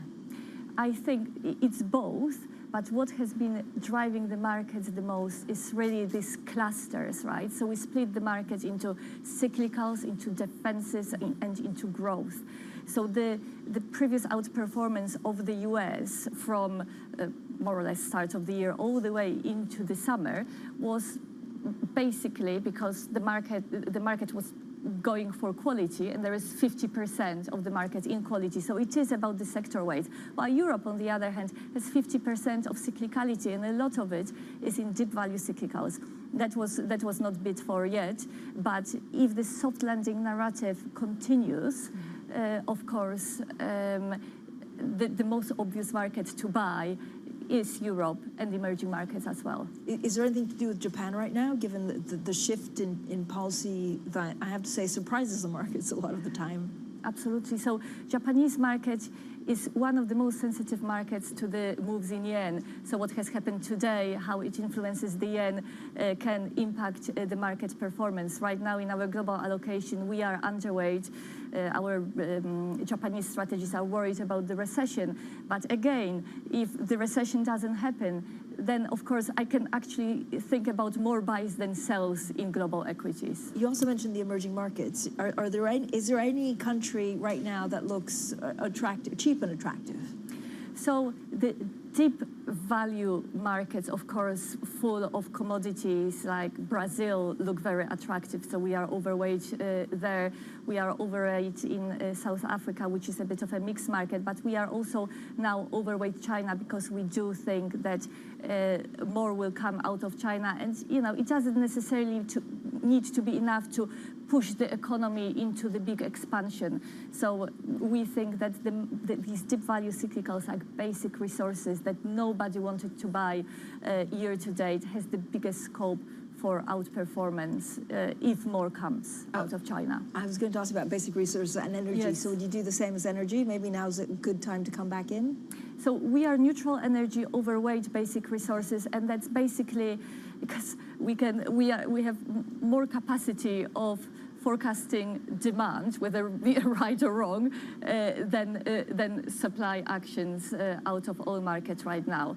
So I think being overweight part of commodity space is enough for now. But of course, going forward, if the soft landing scenarios overtake, that could be time to be overweight all commodities, and then emerging markets come into place very nicely. Beata, terrific briefing. Thank you so much, as always, for coming on. That was, of course, Beata Manthi, Citigroup's global equity strategist, joining us this morning to really get us started for the week. Coming up, cleanup effort is underway in Greece after Storm Daniel brought more than 15 deaths and brought down homes. We'll bring you more of our conversation with the chief economic advisor to the Greek Prime Minister, Alex Patelis. Plenty more ahead, and this is Bloomberg.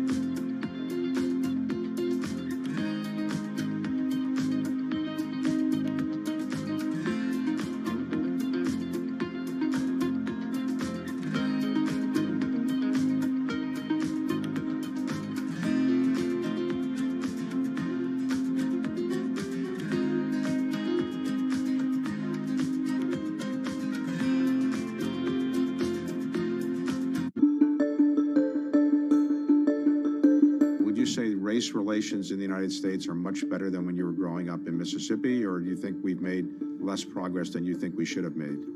Both. I think that much better than when I was growing up. There's so many people who occupy areas and I never thought I would see them in. But I would have hoped it would be better. It's been a lot of progress. And somehow we're in an era now where, in spite of the progress, race relations in certain areas has become very scary. You know, some of the things that one reads about now remind me of growing up in Mississippi.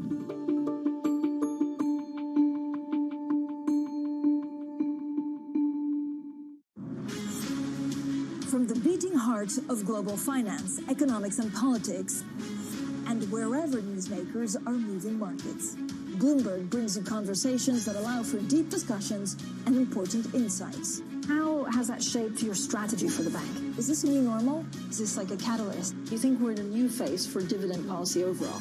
That's a great question.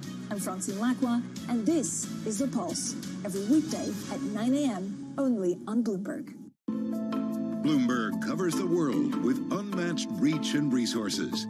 From more than 120 countries, the moment news breaks, 24 hours a day. Bloomberg, your global business authority.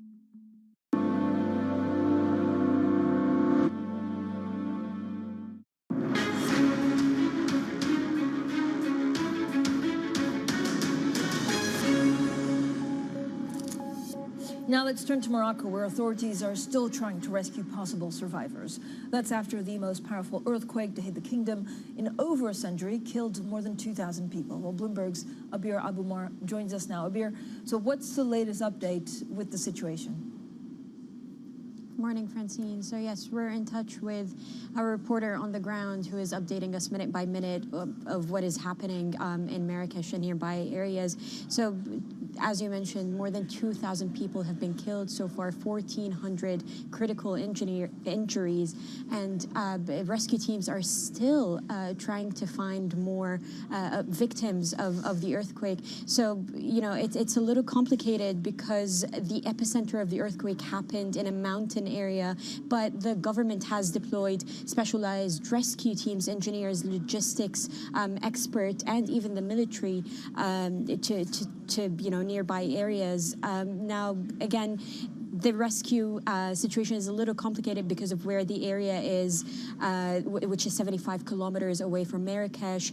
Foreign aid to Morocco has yet to be accepted officially, but we know a lot of countries, including the UAE, the UK, France, Turkey, have said, you know, they're willing to provide any aid for Morocco. This is quite devastating, Francine, because Marrakesh is a UNESCO World Heritage Site, and a lot of areas have been affected. So it's a little upsetting, you know, the images that we're seeing right now. The World Health Organization said that more than 300,000 people have been affected from this earthquake, and a Red Crescent official told our reporter on the ground that response to this earthquake will take months, if not years to come. And, you know, this impact on the economy is also going to be felt. We have the IMF meetings that, you know, we don't know whether those are supposed to carry on next month or not. And so what do we know about those, actually? Because they're supposed to take place in less than a month. Has there been any briefing, or is it just a wait and see?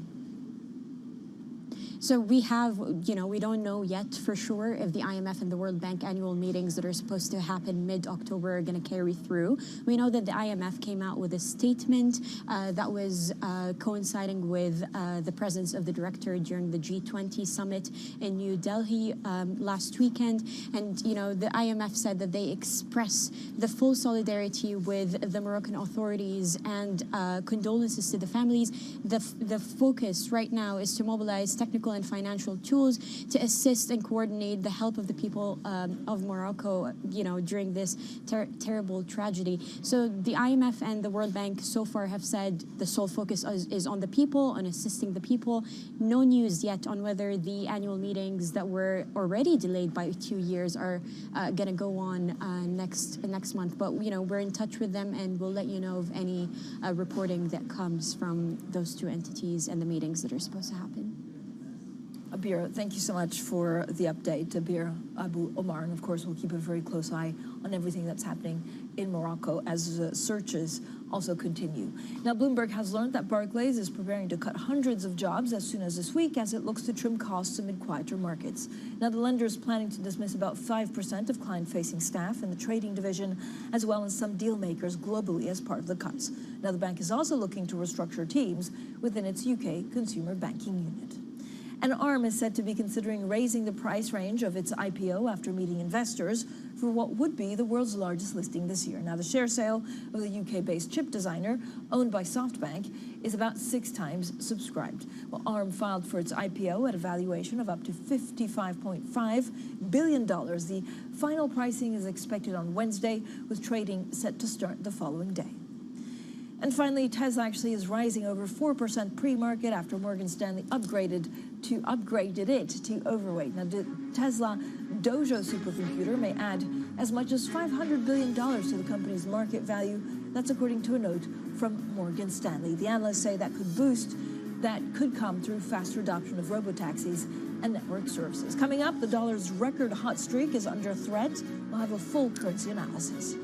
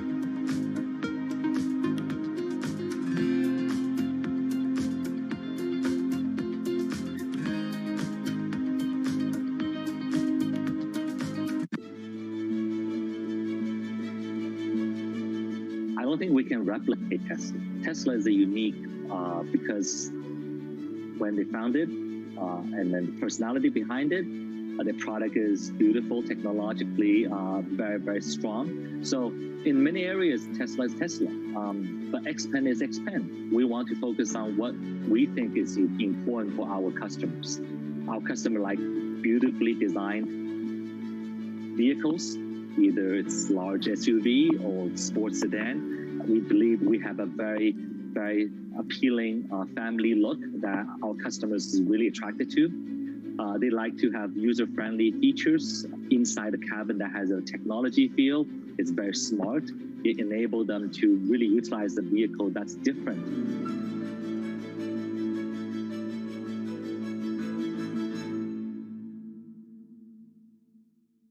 Our studios in New York and San Francisco. Our expert hosts of the data and analysis about the companies you know and the startups to watch. Plus, the interviews you don't want to miss. Watch Caroline Hyde and Ed Ludlow on Bloomberg Technology, the only daily business show dedicated to tech, right in the middle of the trading action. 12 p.m. on the East Coast, 9 a.m. in the West. Only on Bloomberg Television, your global business authority. Slice through the noise. Forget the noise, ignore the noise. Is this just going to be noise? Just noise. It's noise versus signal. Now, more to the point, what is the lesson or the observation?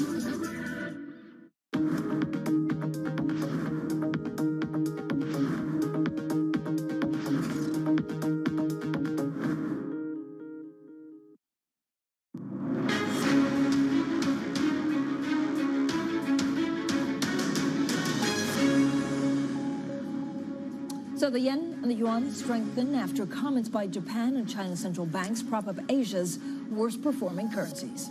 Morocco searches for survivors after more than 2,000 are confirmed dead in the country's most powerful earthquake in over a century. Plus, President Biden and other G20 leaders look to reinforce ties with Chinese President Xi absent from the group summit in India. Well, good morning, everyone, and welcome to The Pulse. I'm Francine Lacqua here in London. Now, the dollar's record hot streak is under threat today, with the yen and the yuan playing tag team to drive the greenback lower today. Now, for more, let's get straight to our Bloomberg FX and rates reporter, Tanya Chen. Tanya, great to have you on the program. So what exactly is driving the moves in these FX markets? Well, it actually started overnight with Bank of Japan, Ueda, talking up the idea that there could be some sort of hawkish move in the central bank and lifting it out of negative interest rates. So we saw this large move, the gains in the yen first. And as you know, China is very sensitive to where the yen trades. There are obviously two large trading partners in the region. And that sort of greenlit maybe the opportunity for China to also kind of drive that currency a little bit stronger. If you think about earlier today, we had these record strong margins on these fixings versus estimates of the yuan, and we've been seeing them for the past couple of days. But then today they really came out with these strong verbal warnings. We saw these state banks coming in at the market open to supply dollars, and so these verbal warnings, I think, really kind of lifted that sentiment into the yuan today. And so you're seeing quite large gains in both the yen and the yuan. So walk us through what else is actually moving the Chinese yuan today. So actually, if you look under the hood, I mean, we saw some data over the weekend, inflation data over the weekend showing that the deflationary pressures are really easing. We also got earlier credit data, lending data earlier than we expected today. And so all of this coupled showing you that maybe there is a bit of a shift in terms of how the economy is recovering. Obviously, all eyes will be on the data dump later this week. On Friday, we're going to get retail sales, we'll get industrial production, a lot of attention on the industrial production numbers, of course. But again, I think that verbal warning was really a sign to kind of the market participants that, there were a lot of questions last week, especially when the onshore yuan hit that 16-year low, whether or not the PBOC was kind of letting go of that currency management. But in today's case, it's clearly sending a sign that they do not want one-sided moves. They do not want kind of yuan speculators. Tanya, thank you so much, as always, for the great insight. Tanya Chen there in Hong Kong. Now, shareholder activism in EMEA surged in the first half of the year with headline number of public campaigns up 29% year over year. This is according to JP Morgan. Now, large cap companies remain in focus. Activist interest in mid and small cap companies has also increased. Now, to discuss how shareholder activism is evolving globally, joining us now is Darren Novak, head of EMEA Activist Defense at JP Morgan. Darren, it's quite a title. So do you defend against shareholder activism, or do you actually have clients that are shareholder activists? No, we do not have any clients that are shareholder activists. It's purely advising corporate clients and helping them through what can be a very complicated and difficult time when they're approached by an activist fund. So again, I've kind of grown up with the idea that in the U.S. you have the best in class, best in business, you know, trying to be shareholder activists to make some of these large companies that are maybe a little bit sleepy better. But we haven't really had that in Europe, you know, to such an extent. Is that changing? That's definitely changing, and I think we're seeing it in the numbers. And you have any number of funds that are primary activists that are very active in Europe. And these are funds either from the U.S. or they're, in fact, domestic European funds, where we're seeing an increasing number of first-time activists. And those could be U.S. funds coming to Europe for the first time. Those could be new activist funds that are here in Europe, and an increasing number of hedge funds that are using the tools of activism for the first time. But a fascinating element of the current environment is that there's an increasing number of institutional investors that are using those tools of shareholder activism. We're seeing just a small bit of it publicly, but behind the scenes, there's definitely been a move forward on that front. And so what are they going after? And first of all, I guess if you're a shareholder activist, it depends on what you want. Is there a mental frame that the U.S. has that European shareholder activists don't have yet? I mean, they're all different. They are all different, but they're fundamentally looking for the same things. They're looking for companies that are strong companies, generating a lot of cash, but where there's a valuation issue. And the activist is not looking for the company to pursue its strategic long-term plan in order to unlock that value. They're looking for a catalyst. What can actually be done to catalyze the share price, the valuation of the company? And that's generally through M&A, and that's really through capital allocation, especially in this current higher interest rate environment. Now, of course, when we talk about shareholder activism, very often it's about governance. But governance is just a means to an end, and it's not an end in of itself. Certainly, there are times when governance change certainly can have an impact in terms of value. But generally, those governance changes are to pursue the catalyst that the activist is looking for, that financial catalyst. So usually an activist goes after a weaker company or a company that they think would be better valued. Should it ever come as a surprise to chief executives that there's a shareholder activist on their back? It should never come as a surprise. When we're in this space for a long time, and the individuals such as myself who've been doing shareholder activism for a long time, you're looking for patterns. Because the activists themselves are less sector-specific, they're very much thematic. And so when we see these patterns, when we see these themes at companies, it really is just a matter of time before an activist surfaces, especially when there are so many more activists in Europe than there used to be. And you need to get ahead of that risk. So when you see it, you need to really demonstrate when you have that valuation challenge, when you have that total shareholder return challenge, which of course, that's what the activists are looking at, that's what your shareholders are looking at. It's important to get ahead of that and really take action. Now, that action could be through communication. That's an important part. But sometimes it is action to demonstrate that you're your own agent of change before the activist all of a sudden surfaces, and then they are the agent of change with your other shareholders. Yeah, it's never a good look if you have a shareholder activist that makes you change your strategy. So where are they most active? France feels like it's a bit more of a riper market than maybe other parts of Europe. Certainly France, there are any number of companies that exhibit that profile that is attractive to activists. About 53% of activist campaigns this year, at least on the first half of this year, were in the UK, 17% in Germany and Switzerland, 10% in Benelux. But again, the activists are very much looking for those opportunities, and they're getting increasingly comfortable with different shareholder structures, with different jurisdictions, but still, most in the UK, most in Northern Europe. Is it harder, actually, to, I guess, defend yourself if you're a smaller company than you're a bigger company, or should it not make a difference? It can be more complicated at times because larger companies have tremendous resources at their disposal that they can use to really assess the risk, meet that challenge that the activist is bringing forth. For smaller companies, obviously, it can be a little bit more challenging in terms of that, but it also can be more challenging for the activists. Now, 40% of activist campaigns in Europe are at companies with a market cap of $1 billion and less. Another 38% are companies with a market cap between 1 and 10 billion. That mid-cap space is definitely the sweet spot for activism, and that's, of course, been the sweet spot of activism in the U.S. for a long time.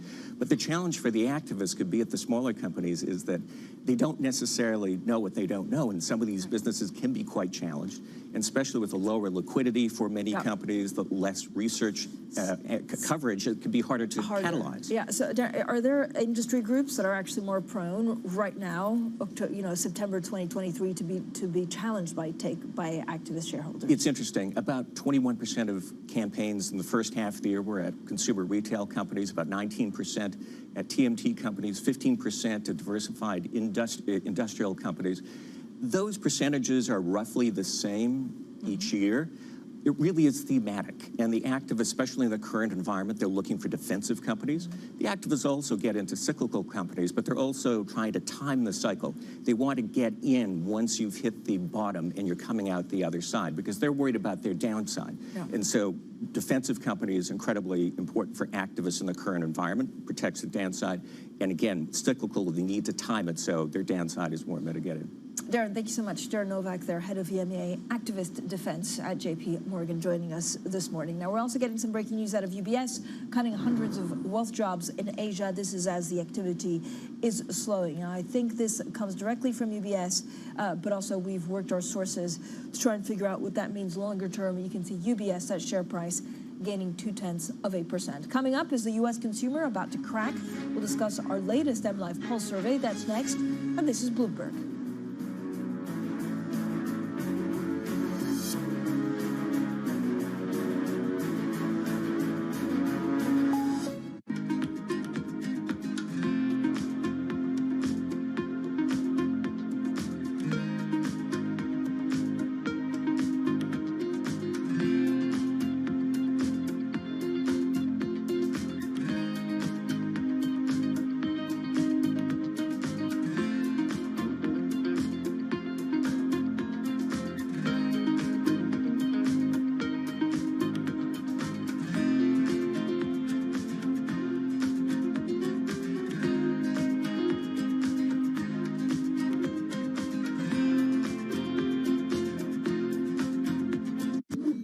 Was the brainchild of Apollo CEO Mark Rowan. In January, Apollo closed its $11 billion all-stock merger with Athene Holding. It had already owned 35% of the insurer.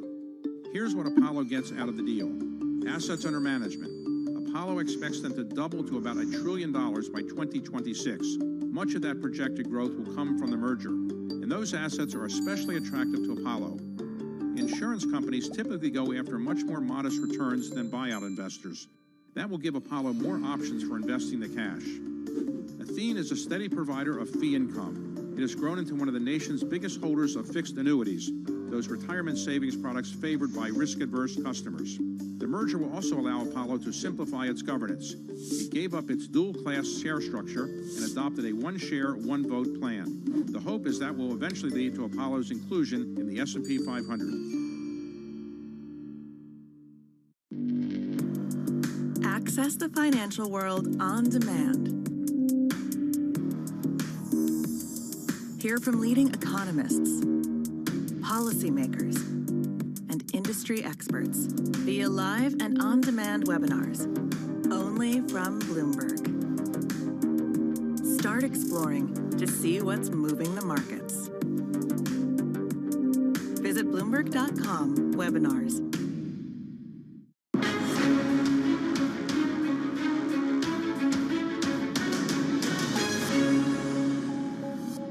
Now, the Greek Prime Minister Kyriakos Mitsotakis will meet the EU President Ursula von der Leyen tomorrow to seek support after floods last week left at least 15 dead and destroyed infrastructure. Well, the PM's chief economic advisor, Alex Patelis, tells Bloomberg that he's confident the country can stick to its fiscal goals.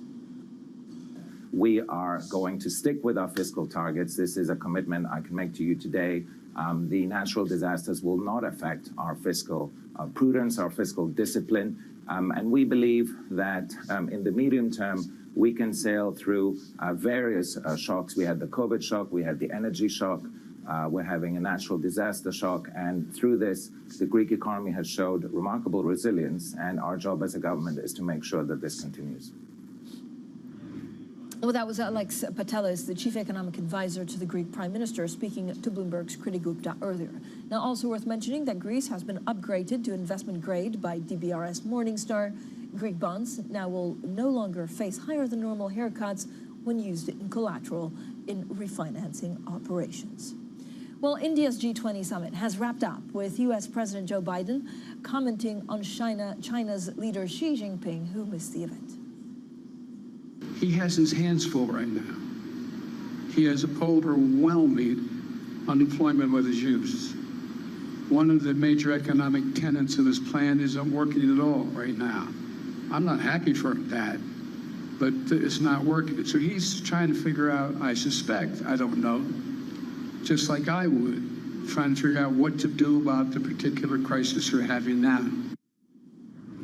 Now, for more, let's bring in Bloomberg's Manaka Doshi, who's been covering the summit for us in New Delhi. Manaka, what were the highlights from the event?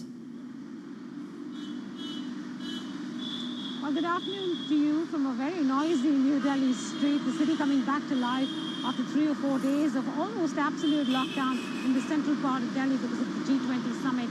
5 key takeaways. We did get a communique despite doubts of a consensus. The communique did mention the Ukraine war, but with much weaker language than last year's agreement, and that's a little bit of a reprieve for Russia and countries like China that were also pitching for milder language. The US announced a big infrastructure plan, coupling up an alliance between India, the Middle Eastern countries, and the European Union, and that's a big, big win for the US here. The African Union was included as a member, and India successfully pulled off a G20 summit.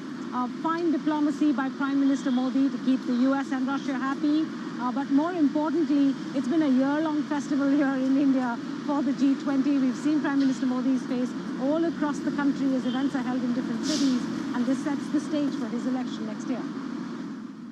So, loads on China. First, Sunak confronting Li on spies in the UK. Then, of course, the Italian PM also saying that she plans to exit the Belt and Road. What would China watchers take from the summit? Well, it cannot be pleasant news to hear from Italy that they want to exit the BRI at a time when China was hoping to be able to build a deeper relationship with the European Union. And then you have this infrastructure plan announced by President Biden right here at the G20. None of this will add up well for a country that currently is grappling with its own internal economic challenges and seems to give off the impression that it's become a little bit more inward-looking. I'm not saying all experts agree on that, but that seems to be the impression at this point in time.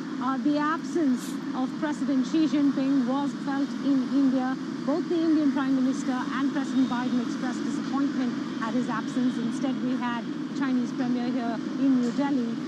But it does seem like the Western disaffection towards China is catching many other countries in the middle. Manaka, thank you so much for joining us. Of course, Manaka Doshi covering the G20 for us throughout the weekend. Now, we're also getting some breaking news out of UBS to cut hundreds of wealth jobs in Asia. This is the activity is actually slowing. Now, this is, of course, the largest bank, the only big Swiss bank, reducing some of the overlapping roles in the past months. We understand now that there are further cuts that are expected through November, and that's according to people familiar with the matter who did ask not to be identified as the plans are private. Now, what we understand now is that they plan to eliminate a few hundred roles that include relationship managers in Hong Kong and Singapore. That's the majority with the teams that were newly acquired from Credit Suisse. The number overall of cuts has not been finalized, but the lender plans to keep the majority of private bankers in Australia and India for now. Now, also, after staving off recession for longer than many thought possible, the U.S. consumer is finally about to crack. That's at least according to Bloomberg's latest Market Live Pulse survey. Now, for more, let's bring in Bloomberg's Valerie Teitel. Valerie, I mean, what's confusing is that actually, there's a lot of indicators saying the U.S. is stronger than expected, but we do have worries about the consumer and some of, they're using more credit cards and things like that. So what are the forces at play? Yeah, there are many forces at play, but the ones catching the market's attention now are the two things that excess savings of the U.S. consumer are about to run out. That's been amplified by the fact that Biden's student loan amnesty rolled off at the end of August. So these two big headwinds for the consumer, possibly hitting them in the fourth quarter, is a thing that markets are really, really focused on right now. If we look at what happened with the student loan repayments, even just the month of August, over $9 billion went to those student loan repayments. That's $9 billion less sitting in the consumer's pocket going into consumption than expected. Now, a lot of the market's questioning is, rather than if, it's a when this is going to hit U.S. consumption. That MLive Pulse survey that was out over the weekend was very interesting. It showed 20% of respondents, so a fifth of respondents, think we're going to see these headwinds for the consumer manifest in consumption in the fourth quarter. Remaining 50% think it's going to hit early of next year. So that's 75% of the respondents thinking a turn on the consumer is upon us. Yeah, it's incredible. So what does that mean for bonds? It's a funny one. We have all of this bearishness on the U.S. consumer. At the same time, we're seeing a lot of people on the street scrapping their bullish Treasury calls. We heard from J.P. Morgan over the weekend, basically postponing their call for a Treasury rally until next year. We also had Bank of America, who was bullish on 5-year bonds, also cutting that call as well. So a bit of a juxtaposition between the market really talking about this cliff of consumer spending, of excess savings. Meanwhile, the street isn't necessarily expecting a bond rally on the back of it. Now, we all know we've been sitting around waiting for the fact that when the U.S. economy will eventually show some cracks and we get this big steepening of the curve. But it seems like for now we've been head faked so many times this year. Not many analysts on the street are willing to go out there and call for it at the moment. Yeah, especially as you have the Treasury Secretary, Janet Yellen, sounding very optimistic over the weekend at the G20. Valerie, thank you so much for all of the update. Valerie Taitao, our markets reporter. Now, coming up, VW sputters in the EV race. We discuss the problems facing Europe's largest car maker in China as it loses ground in the biggest market. That's next, and this is Bloomberg.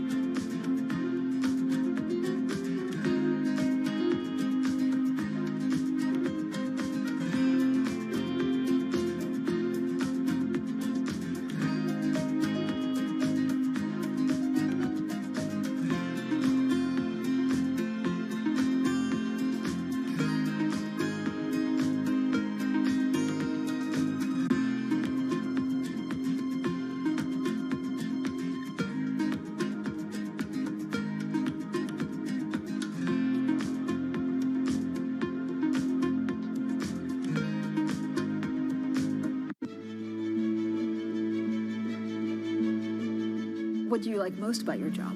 I think the people. I mean, ultimately, we're a people business. A lot of what my job is as CEO of the company is to give those people sort of motivation, to tell them where we're going, to encourage them to come up and do their best work, to encourage them to collaborate. Sometimes you sort of think you're almost a psychologist, as you are a business leader, I think, sometimes. And so what's your best piece of advice? I love pitches. I love being sort of leading from the front, if you like, and spending times with teams. I love to see the work that we're doing when we pitch for a piece of new business, often when we come together. So I guess I try and put myself in the seat of the client. And what's the client going to think when they see this work? Are they going to be excited? Is it going to turn their brand around? How's it going to resonate with their consumers? So as much as possible, I think probably I try and play that role.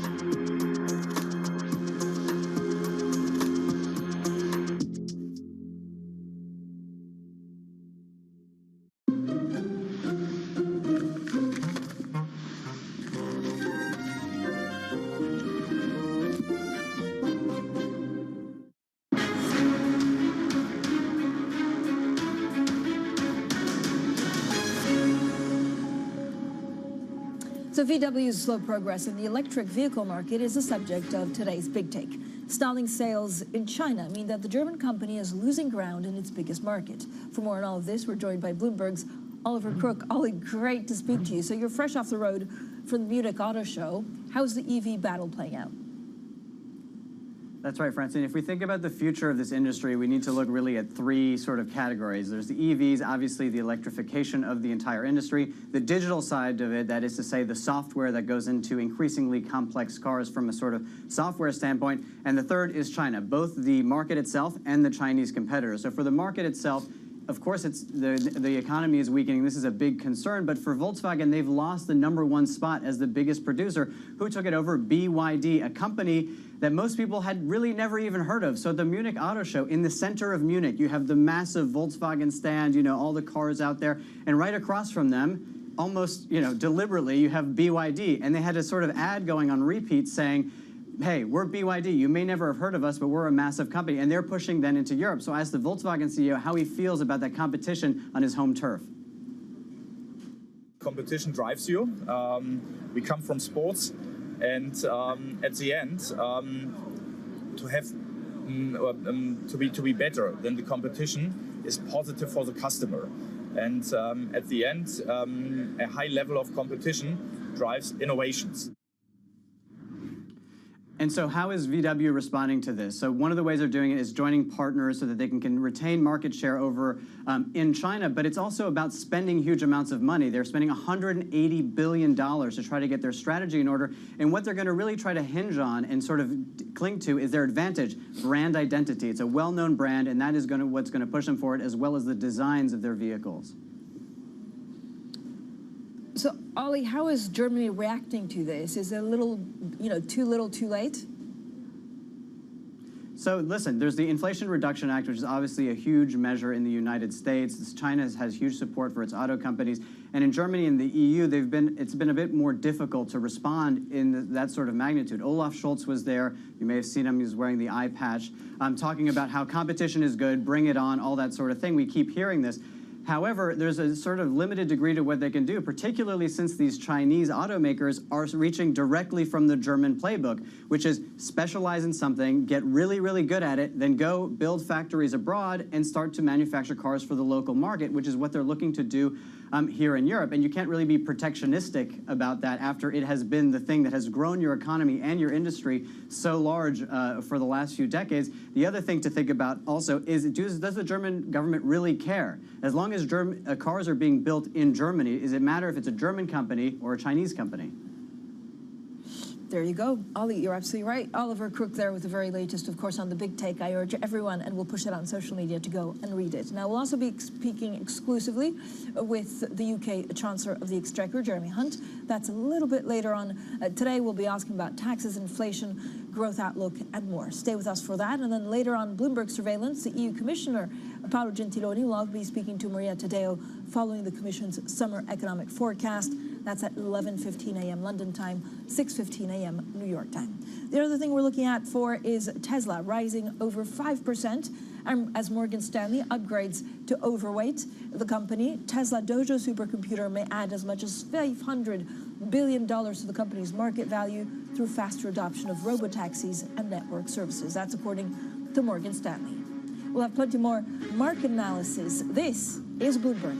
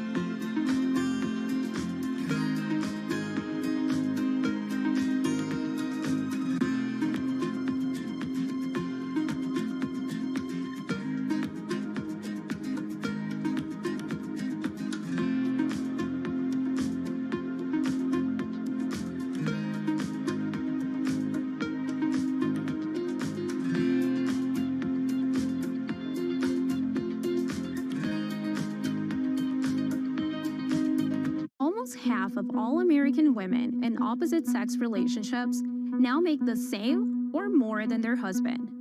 That's a record high.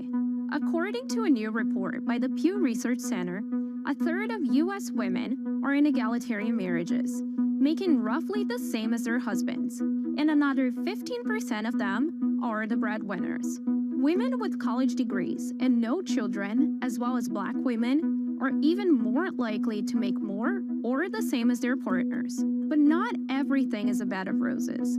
Working wives still carry most of the weight of unpaid labor. Women in egalitarian marriages spend almost twice as much time taking care of the home or a loved one, while dedicating less time to leisure. Women are continuing to go out in the formal labor market and contribute and are still bearing all of the load and responsibility that disproportionately falls on them in terms of family care.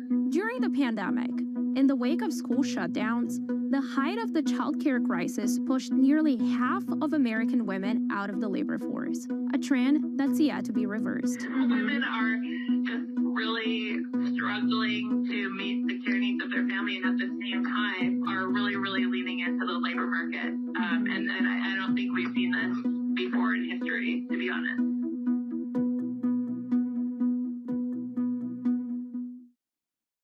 The names that move markets are on Bloomberg. There's a complete change in the labor market.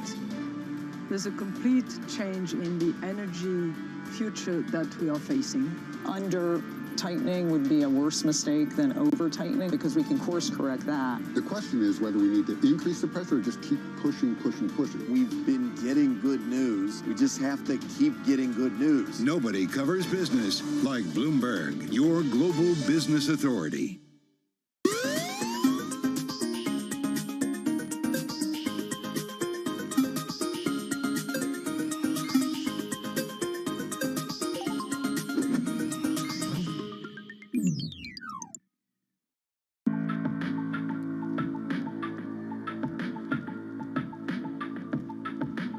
This is Bloomberg.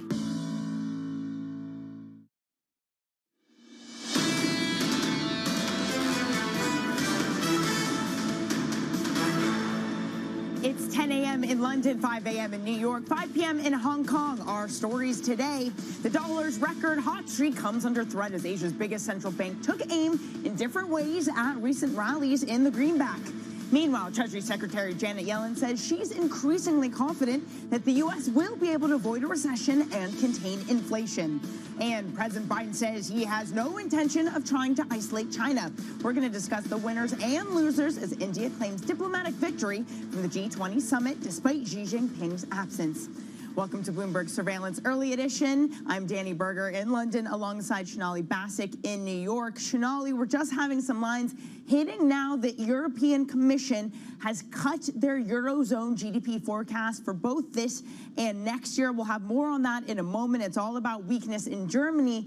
In the meantime, it's the dollar under threat today. It sure is. And if you take a look at that dollar, that has been the biggest story for the last week or so.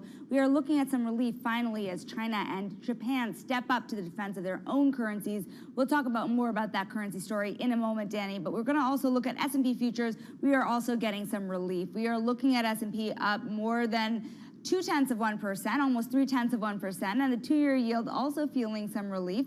You're looking at a 4.98 handle on that two-year yield, just down only about 1 basis point. Brent crude also getting some relief. You are looking at it down almost 0.5%. However, it is still hanging out above 90. There is some section that sense that there is some technical reasons that it is finally seeing some relief. However, we will keep an eye on that all week because riding above 90 is where we saw it hitting last week. Let's see if we see more pressure on the commodity there, Danny. Chanel, I'm going to dive more into these headlines from the European Commission. Let me go over them a bit. So they've cut their Eurozone GDP forecast again for both this year and next year. The numbers themselves, 0.8% is what they expect this year, 1.3% growth for 2024. Now, that also means they've reined in their inflation forecast as well for this year. Still very hot, though, 5.6%. They did have it at 5.8%. But they've lifted their 2024 forecast, still above the 2% level. They now see it coming in at 2.9%. It was 2.8%. But the real issue here is Germany. They see a contraction this year. Previously, they saw 0.2% growth. They now see it fall 0.4% in 2023. Not a huge reaction from the euro. A couple reasons here. For one, I mean, this is a political body issuing these forecasts, so it's not as important for markets, and it's all about the dollar weakness, as you were pointing out. But we are going to get more into this story. Maria Tadeo will be interviewing the EU Commissioner, Paolo Gentiloni. That will be at 6:15 a.m. Eastern and 11:15 a.m. if you are in London. But elsewhere, it's that dollar story which continues to dominate. I do have the dollar in front of me here, but also if you look at the sterling, for example, that's gaining versus the dollar too. Even though, Shanali, has really been an Asia story, we're seeing just across the board it be all about the dollar. And quickly, here's what Europe's looking like. I mentioned the pound falling, German 10-years falling, the U.S. just barely up at this point. And then finally, banks, one of the best performing sector. Two things quickly to mention. Italy, according to local reports, potentially moving and altering that windfall tax that many were concerned about on banks, and the ECB talking about reversing some of the capital requirements that they imposed in banks for issues with leveraged loans. An interview there from Bloomberg saying that some of those issues have been fixed. Shanali. We're going to talk more about that FX story, the dollar falling against major currencies after a record streak of weekly gains. There are two main players here. The Japanese yen gains on the BOJ governor's hawkish remarks, and the Chinese yuan also climbs from a 16-year low after the PBOC warns on FX speculation. Now, for more, we're going to bring in Bloomberg macro strategist Simon White, who joins us now. Simon, when you look at what is happening out of China and Japan, how convincing are the remarks coming out of the nations to defend their currencies against the dollar? Well, I think it's very interesting. You know, it's really a tale of two yuans, and in the background you have like an ongoing dollar saga. It's a tale of two yuans because basically you have the yen has been weakening against the dollar, but actually if you look at against the FX basket, the CFET's FX basket, it's been strengthening. And that's emblematic of that is the yuan events versus the yen. So that's gone back above the 20 level. There's really been a line in the sand for China periodically. Now, you know, it's the yuan's been weakening against the dollar, but also, as we know, the yen has been weakening as well. And so you end up with the yuan versus the yen kind of, you know, rising a little bit further and above that 20 level. Whereas when it comes to dollar, that's really the larger kind of the elephant in the room, if you like. There's an ongoing, despite the recent strength, you know, that there's a really structural weakness to the dollar that really comes from the US running very large fiscal deficits, and we have very expansive central bank balance sheets, and that's a formidable headwind for the dollar. No, because I think that's a really interesting debate. How much of this is about what officials did in Japan and China versus just it being primed for the dollar, especially in China? I mean, what they announced today, it hasn't been that different from what they've been doing, right? I understand it is different in Japan, but that side doesn't feel too different. Yeah, I mean, they obviously keep pushing back. I mean, there's a huge difference between the reference rate and what the actual, you know, the fixing rate and what the actual exchange rate is right now. But I think these things build over time. You know, the pressure builds, and you know, anyone that's short the yuan versus the dollar, it becomes a more painful position to hold because they're going to suddenly run up against extremely high short-term interest rates, which can force them out of position. But the other thing to notice as well, that divergence into two kind of yuans, if you like, is because really the dollar is incrementally becoming less important to China. So they're at peak, their treasury holdings were like 1.3 trillion, if not more. They're now down to just over 800 billion. Now, a lot of that's valuation because obviously we've got higher interest rates, but really it means that they're just not as important as they once were. And this is a general kind of pattern where there's a very slow, gradual, it's going to take a long time, of course. This is not like an immediate end of the dollar story, but diminishing importance for the dollar as an international currency. Interesting. Simon, thank you so much. Simon White there from our MLive team. All right, let's turn now specifically to the U.S., where Treasury Secretary Janet Yellen reiterated her confidence in a soft landing scenario, saying that she feels very good about the economy avoiding recession while taming price gains. She also said, quote, "We're on a path that looks exactly like that." Let's bring in now Valerie Teitel from our markets team for more. Valerie, look, Janet Yellen, of course, is going to be more optimistic than most about the American economy, but how widespread and how backed by data is the soft landing view as it stands?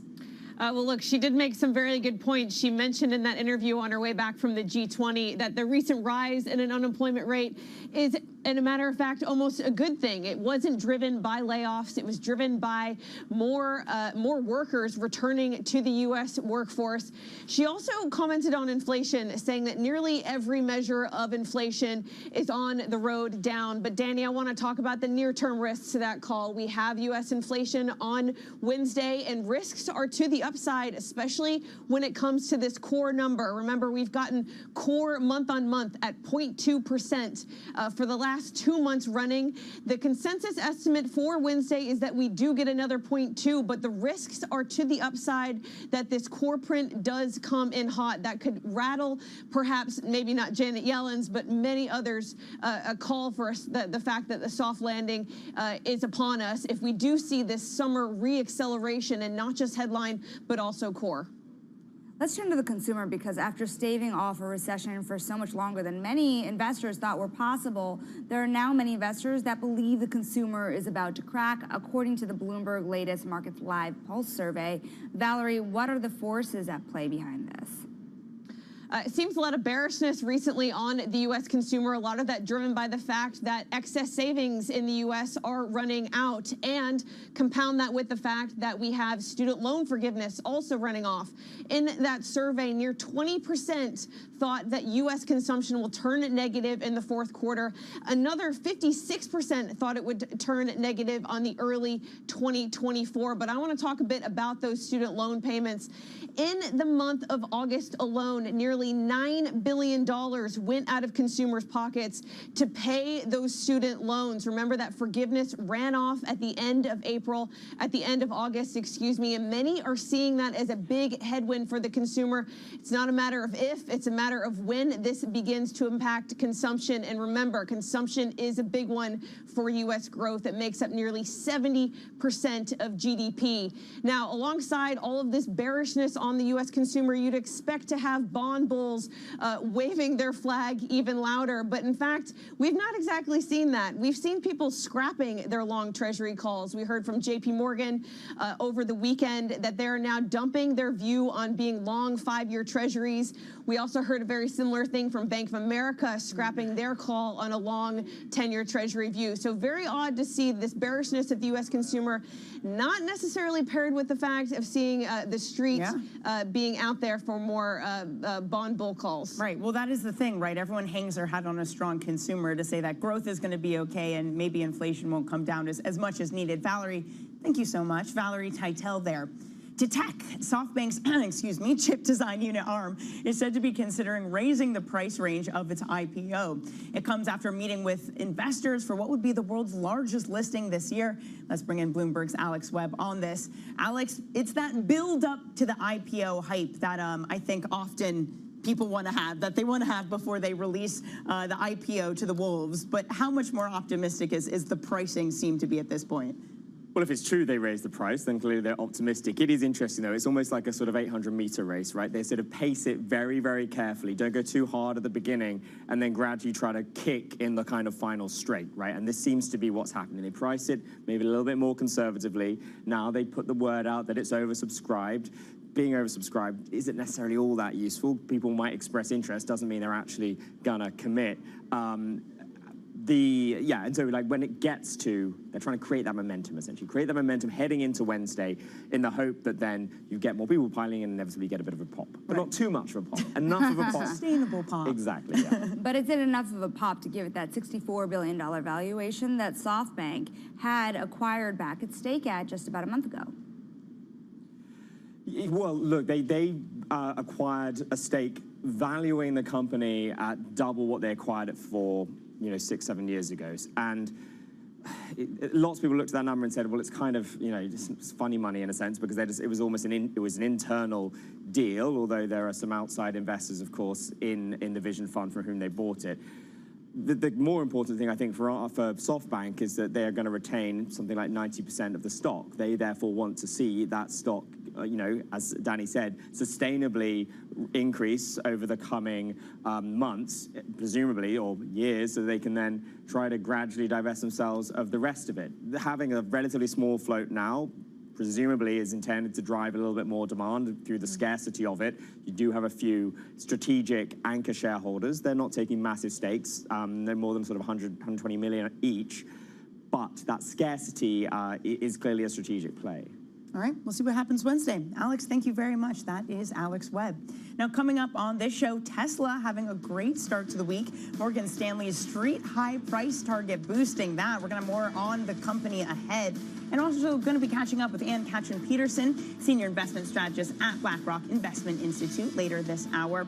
Plus, we're going to have more on that G20 summit later with Lou Lukens of Signum Global Advisors.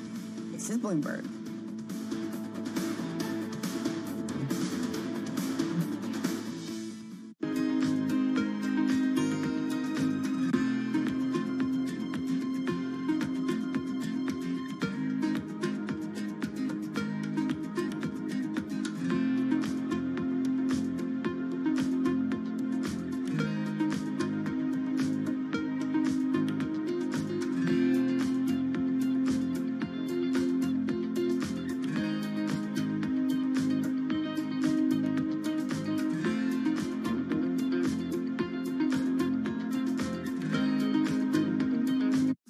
What's the best investment advice you've ever been given by anybody? The compound interest, the compounding of returns is an incredible miracle of business, finance, and human existence. Everything you learn is additive every day, and if you keep at it and don't quit, it's an incredible miracle. And it's not just interest. It was always said about compound interest returns, compound business returns, compound human returns. They're all very additive because you learn every day. And if you keep at it, it's very, very helpful. In your observation of investors, what do you think is the biggest mistake that average investors make? Selling at the wrong time. And they sell when the prices go down? Yes. Or yes. Not keeping, look, people have conviction, or they invest for if they invest for the right reasons, just keep at it.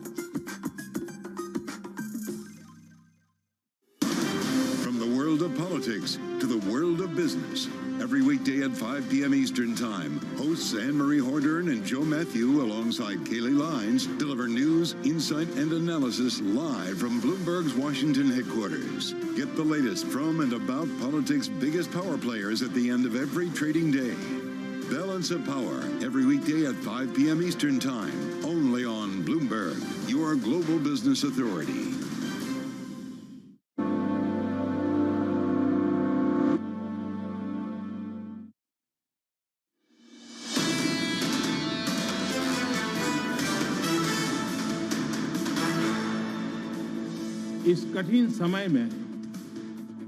During this difficult time, the entire world community is with Morocco, and we are ready to provide them all possible assistance. That was India's Prime Minister Modi speaking about Morocco's earthquake at the G20 summit. Joining us now is Bloomberg Middle East economy reporter Abir Abu Ammar. Abir, thank you so much for joining us. Look, this was an extremely concerning event over the weekend. Where do we stand now in terms of the damage done and the rebuilding efforts? Hi, Danny. So yes, I mean, the 6.8 on Richter scale earthquake that hit areas that are close to Marrakesh, the UNESCO heritage site. A lot of the city was affected. So far, more than 2,000 people have died, and there have been more than 1,400 injuries. So far, what we've reported, and from our people on ground, the rescue efforts have been complicated, and that's mainly because the epicenter of the earthquake was in a mountain area. But we know that the government has deployed military, logistics teams, engineers, and field hospitals as well. Now, Morocco has yet to, say explicitly who it has accepted foreign aid from, but we know that the World Health Organization said that more than 300,000 people have been affected, and a Red Crescent official told our reporter on the ground that response to this earthquake will take months, if not years. Now, one thing to note here is that The IMF and World Bank annual meetings are supposed to happen mid-October, so less than a month away. We don't know if those are going to still happen. Now, those have been delayed already for 2 years because of the pandemic. The IMF came out with a statement, and so has the World Bank, saying that the sole focus right now is on helping mobilize technical and financial tools to assist the Moroccan people. We're on track. We're keeping track of the situation and statements coming out from the IMF saying whether those meetings are in fact going to happen or not. So that's the latest we have, Danny. Our thank you to Bloomberg's Abir Amu-Amar. Now this weekend, world leaders met in India for the G20 summit where President Biden spoke about the tensions between China and Taiwan. I don't think it's going to cause China to invade Taiwan, and matter of fact, the opposite, probably to have the same capacity that it had before. But as I said, we're not looking to hurt China. Sincerely, we're all better off if China does what. Now joining us now is Bloomberg's Menaka Doshi. Menaka, you've been covering this throughout the weekend. When you look at the relationship being forged between India and the United States, where does this leave China? Well, let me address the first part of your question first. The relationship between India and the United States was definitely strengthened on account of this G20 summit. You did see Prime Minister Modi in the White House earlier this year, President Joe Biden in New Delhi, a great amount of camaraderie between them. But besides that, the weaker language that we saw in the communique this time around the Russian war in Ukraine could have only been possible with the U.S.'s consent. And in a sense, the U.S. Made that happen for India with a lot of diplomatic effort from India, but made that happen because they need a counterbalance in the region to China. Equally, India needs to want to add jobs and manufacturing and is looking to take the place of China in the supply chain diversification of many Western corporations. So this mutual benefit just got a leg up in this G20 summit. A quick word on China, a little bit sidelined because of the absence of the Chinese President Xi Jinping. But I know you want to ask something else, so let me stop here. Menaka, no, unfortunately, we're out of time. Thank you so much, though, for joining us, giving us that quick wrap. Bloomberg's Menaka Doshi reporting from a very bustling New Delhi. All right, we turn our attention now to Europe. The European Commission cutting its outlook for the euro area economy, predicting it will be dragged down by a contraction in Germany. Joining us now is Bloomberg's Maria Tadeo from Brussels. Maria, I know you're going to be speaking with Paolo Gentiloni in just moments, in an hour or so. Can you just break down these numbers to start with from the Commission? Yes, Danny. And look, we have a revision down to growth, both for this year and next. And all of this, Danny, should not be a shock or a surprise to anyone if you track the data that we've had over the past 6 weeks. And you see that this economy was pointing to a downturn. Now, they expect the euro area now to grow 0.8%. The previous estimate was 1.1%. For next year, they see growth at 1.3%. And they continue to point to the challenges, the risks, and the uncertainty for this economy. I should also note, when it comes to just the growth picture, Germany would be back in contraction, and is this weight of this economy the biggest in the euro area, pulling down the entire group, that then sees, particular, as I say, this downwards revision in growth. When it comes to inflation, again, this number really mattered in the context of this ECB decision they were expecting on the Thursday. They see inflation of 5.6% this year, which is lower than they expected in the previous set of estimates. But it's interesting that next year they see it at 2.9%. That is a slight uptick from the expected prior. Of course, that would be in the range of what the European Central Bank would target, but not in the area of the below 2%, which ideally they want to get into. That is a number for next year. Of course, we should note that these are projections put out by the European Commission. The ECB will put out their own set of projections on Thursday, and that will be key beyond the hold or hike monetary policy. Those projections will be key, as I say, in framing the narrative of where this European Central Bank will go, no matter what decision they take on the Thursday. Yeah, will be interesting to see, again, as you say, if they have any sort of similar revisions. Maria, thank you so much. That's Bloomberg's Maria Tadeo. And as I mentioned, she will be speaking with the EU Commissioner, Paolo Gentiloni. That will be at 6:15 a.m. Eastern, 11:15 a.m. if you're in London. This is Bloomberg.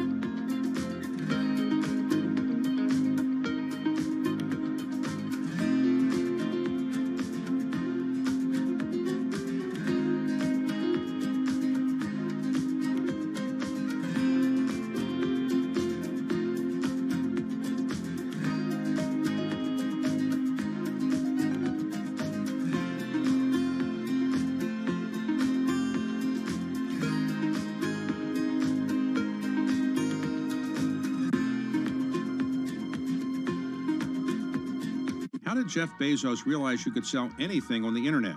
The web was growing at something like 2,300% a year. Anything growing that fast is gonna be big. Why did Bill Gates create Control-Alt-Delete? Kind of become the poster child of, hey, couldn't you have made this stuff a little simpler? And what inspired Diane von Furstenberg to create the wrap dress? The wrap dress created me. On the David Rubenstein Show, I uncover the untold stories of the world's most successful leaders, right here on Bloomberg. For the first, call it 18 years at Chipotle, this was you come into Chipotle along the line, you interact with the crew, and you customize your meal. We've got this separate make line, and it's digitized, and so the orders come in, and they're really kind of staged so that if you say at noon, I want to come in at 1 o'clock, we hold that order, and we will send it to the crew like maybe 10 to 1, Right. so it's ready right when you pull up your car. How do you manage these kind of two different staffing needs, right? And Yes. making sure you have the right amount of people Yes. at the right time. We spend a lot of time projecting sales. A lot of it is, it's part art, part science. We're trying to bring more science and more AI into it. Because if you get the right sales projection, then you know exactly what your staffing needs to be. So if you get the sales right, you can get the entire restaurant staffed perfectly.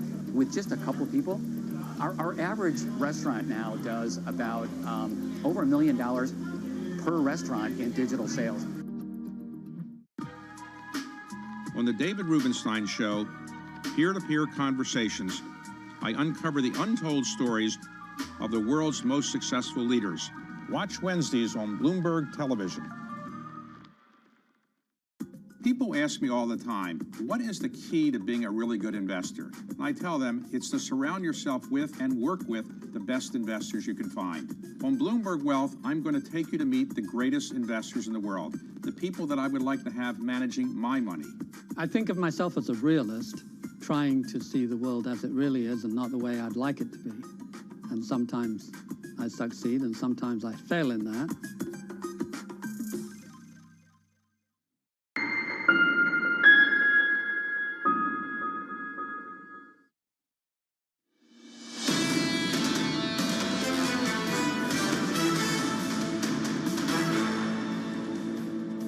This is Bloomberg Surveillance Early Edition. I'm Shonali Bassick in New York with Danny Berger in London. Now let's take a look at some of the stocks we're watching in pre-market trading in the United States.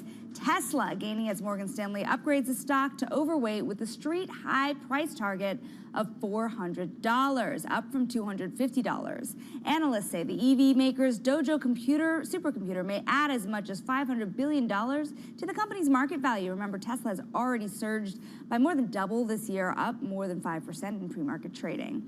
We are also looking at Apple, set to unveil its latest lines of iPhones on Tuesday, as well as updated watches and AirPods. This comes as the firm contends with a growing ban on the use of iPhones among Chinese government workers. Now, turning to Europe, UBS is said to be cutting hundreds of wealth jobs in Asia amid slower client activity. Bloomberg learns that further cuts are expected through November. This comes just months after the bank's takeover of Credit Suisse. All right, coming up, we're going to be speaking with BlackRock Investment Institute's Ann Katrin-Peterson. They've upped their short-term sovereign bond call on attractive yields. More on the next. This is Bloomberg.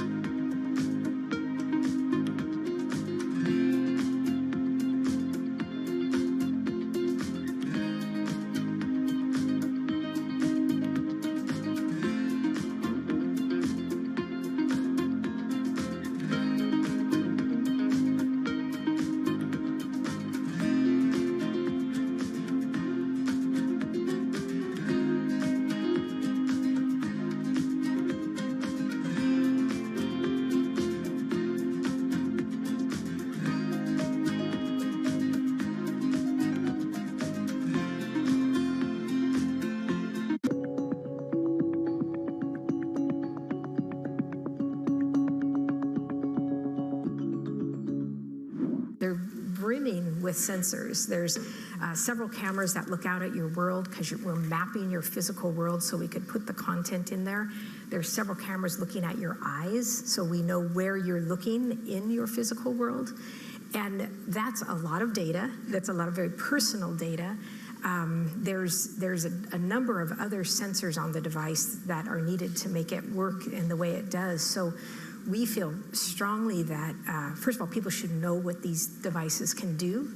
And since we're at the beginning of the curve, let's work on the right guidelines and put those guardrails in place now versus letting it out of the bag and trying to rein it in, several years from now. So what rules would you put in place, and who should make up and enforce the rules? I think it's definitely a public-private discussion, but it's a very complex technology. So I actually spend quite a bit of time in DC talking to folks, saying, just educating them on what it could do.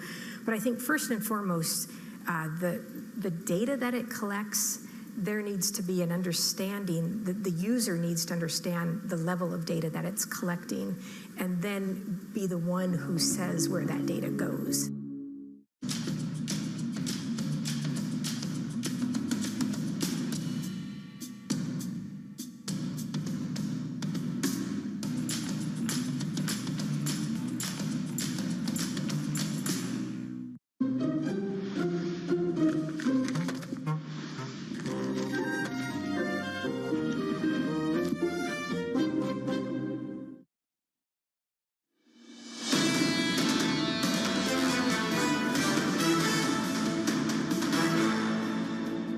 This is Bloomberg Surveillance Early Edition, and here is what you need to know. The dollar's record hot streak comes under threat as Asia's biggest central banks took aim in different ways at the recent rally in the greenback. Meanwhile, Treasury Secretary Janet Yellen says she's increasingly confident the U.S. will be able to avoid a recession and contain inflation. And President Biden says he has no intention of trying to isolate China. We'll discuss the winners and losers as India claims a diplomatic victory from the G20 summit despite Xi Jinping's absence. I'm Shonali Bassick in New York with Danny Berger in London. Danny, tell us about the European markets today.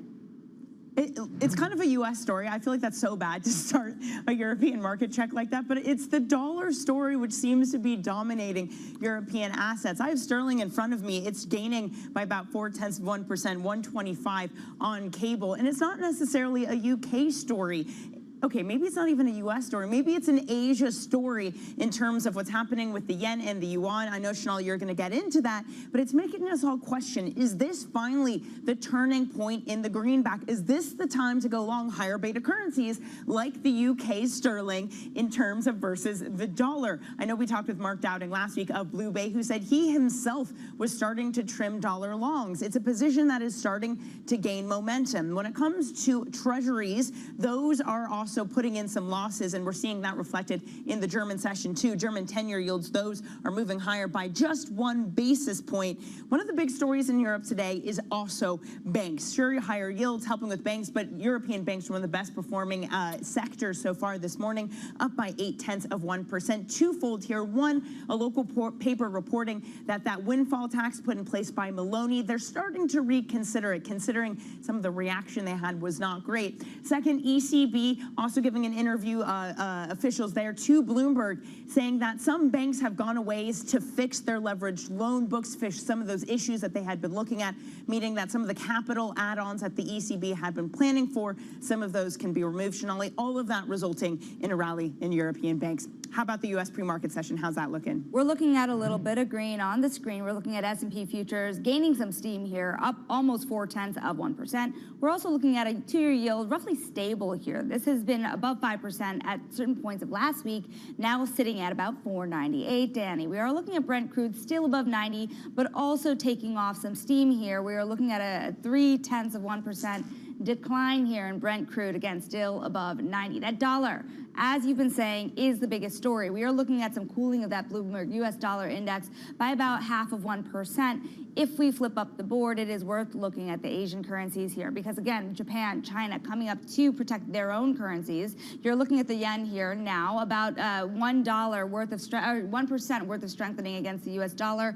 You're looking at it about 146.42. Let's see how that continues to play out because when we look at what's happening over at the the yuan, we're looking at the onshore yuan was strengthening more significantly earlier in the session. We were looking at about 1% rise when you look at the onshore yuan, still about 729. But remember that 1% was the strongest level since we've seen since March when we took a look at the rise in the Chinese yuan. The onshore yuan also in synchrony about 0.8% stronger on the day, Danny. Yeah, and look, part of this call of the dollar reaching its peak, allowing other currencies to rally versus it, is one of have yields topped out? Have we seen the most of the bond market selling? Now, we sell off. Now, we did see strategists call for that, but it sounds like some expectations are changing. Take JP Morgan. They're tempering down their expectations of a bond market rally, raising their U.S. 10-year yield target to 4.2% for year end. That's up from 3.85%. They're basing that on stronger growth and hawkish risks. Now, Bank of America has done something similar, yet on the other side of things, there's Morgan Stanley pushing back against the bears and telling investors buy Treasury. Matt Hornbach and team write, quote, market extrapolation of strong growth into the long term via higher long-term real rates may not pan out, leaving the rise in long end yields vulnerable to a correction. Different views, and that's what makes a market. Let's get the take now of Anne-Katrin Peterson, Senior Investment Strategist at BlackRock Investment Institute. And Katrin, of course, this is in large part a call about the American economy. Where do you stand? Is now a time to be buying treasuries or not? Yeah, good morning, Danny. I think that's one of the key questions, really, and to answer your question. On U.S. Treasuries, we have to differentiate very much between the long end and the short end here. Short-dated U.S. Treasuries remain appealing, and the case for them is bolstered by central banks holding policy tight. In this case, of course, the U.S. Fed holding policy tight well into next year. Now, when we look at the long end continues to be vulnerable in our view for three major reasons, and we think that both term premium and long-end expectations might still go further up. The first one is that inflation might settle well above the 2% policy targets by developed market central banks. The second one is that we think that investors will demand a higher term premium given inflation volatility and also given elevated/rising government debt in an environment of QT, of central banks, not just holding policy tight, but also continuing to shrink their balance sheet. And the third reason really is that the foreign demand for US Treasuries may wane over time. For example, Japanese investors may buy more into domestic bonds as the Bank of Japan continues to adjust its monetary policy back home. So, Anne-Katrin, am I hearing you right then? Back up the truck, load up on curve steepeners? So we would continue and tactically be positioned and also strategically at the shorter end and not yet call for duration at the long end. So some further bear steepening could be in the cards, yes. So what would us make more constructive on the long end? Two reasons, basically. The one, we need to see a higher, much more higher term premium from here. The other reason would be if we were to expect that the market is foreseeing a too hawkish policy path for the Fed and other central banks, and we are not there yet. Speaking of being there yet, we are looking forward to that CPI print here over in the United States, as well as an ECB decision that is coming a day later. When you look at the cross currents here between what is happening in the United States versus abroad, what are the shocks that investors perhaps may not be anticipating for now, especially that it's a relative story today? Absolutely. And speaking of shocks, we have to closely monitor what's happening in the United States, because the United States has embraced two large unprecedented shocks. The first one is mismatches related to the pandemic. For example, the strong, sharp shift in consumer spending between goods and services in the US. This is now unwinding, and one of the reasons why we have witnessed disinflation in the US, which is taken by itself a really good story. The other shock, however, which might be binding heading into next year, is that baby boomers in the US age into retirement, meaning that there will be a continuous shortage of labor. And this may mean that US inflation is put on a roller coaster ride and could be rising again heading into 2024 amid a tight labor market structurally and higher wage inflation as well. Now, when we look at the ECB is somewhat at a different stage here, because the euro area economy, at least to date, is facing labor market tightness, but not yet as strong of a demographic challenge as the US. What really is key when we look at Thursday's meeting is that the ECB's communication may shift, whether it goes for a hawkish pause, which is my base case, or a dovish hike, that the communication will shift from how high policy rates get to how long they will stay there. That's BlackRock's Ann Katrin Peterson. We thank you for your time. Now, coming up next, we'll speak to Lou Lukens. He's Signum Global Advisors Senior Partner. Up next, we'll talk about that G20 meeting. This is Bloomberg.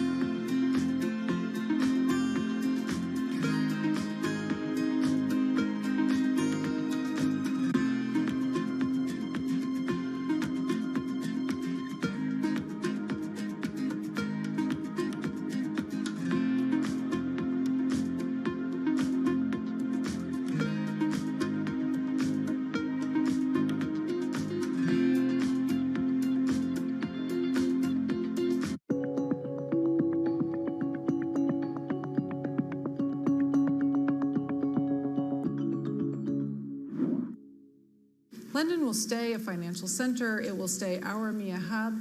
We'll just have a rebalancing onto the continent. And actually, the numbers of who has moved across aren't that big. So it's sort of in the 200 level. And if you think about 15,000 people, that's sort of not that material.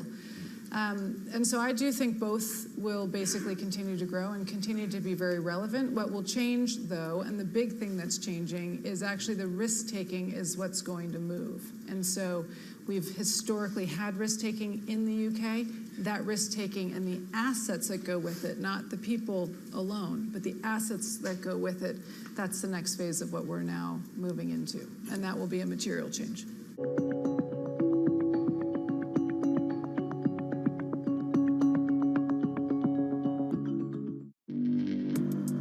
Access the financial world on demand. Hear from leading economists, policymakers, and industry experts via live and on-demand webinars, only from Bloomberg. Start exploring to see what's moving the markets. Visit Bloomberg.com/webinars.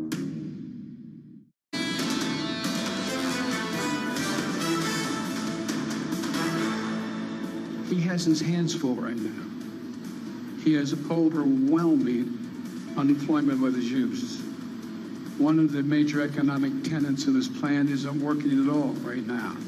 I'm not happy for that, but it's not working. So he's trying to figure out, I suspect, I don't know, just like I would, trying to figure out what to do about the particular crisis we're having now.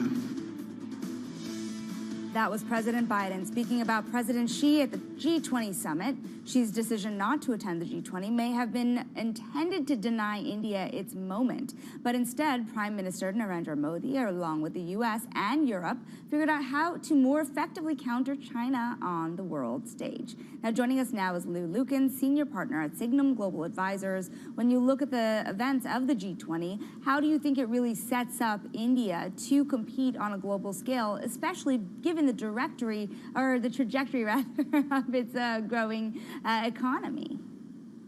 So look, I think President Modi and India Prime Minister Modi did a very, very effective job of placing India at the center of this very important summit. The negotiating team that he had that brought all the parties together, all the countries together on a joint declaration, I think was very impressive. And I think you're right. I mean, China, but through his absence, or through President Xi's absence, missed an opportunity to sort of weigh in on these important issues and help to sort of create this dynamic of the United States now even more closely aligned than it was before with India as basically a counterweight to China. When you saw President Biden speak about China and the threats that it posed to Taiwan in particular, he basically said that President Xi has more to think about with its own economy. You are getting a lot of conflicting data coming out of China. What did you make of President Biden's remarks? Well, I think the economic situation in China plays two ways, right? I mean, maybe President Biden is right in that President Xi has too much on his plate and he will be less aggressive in the South China Sea, and particularly in regards to Taiwan.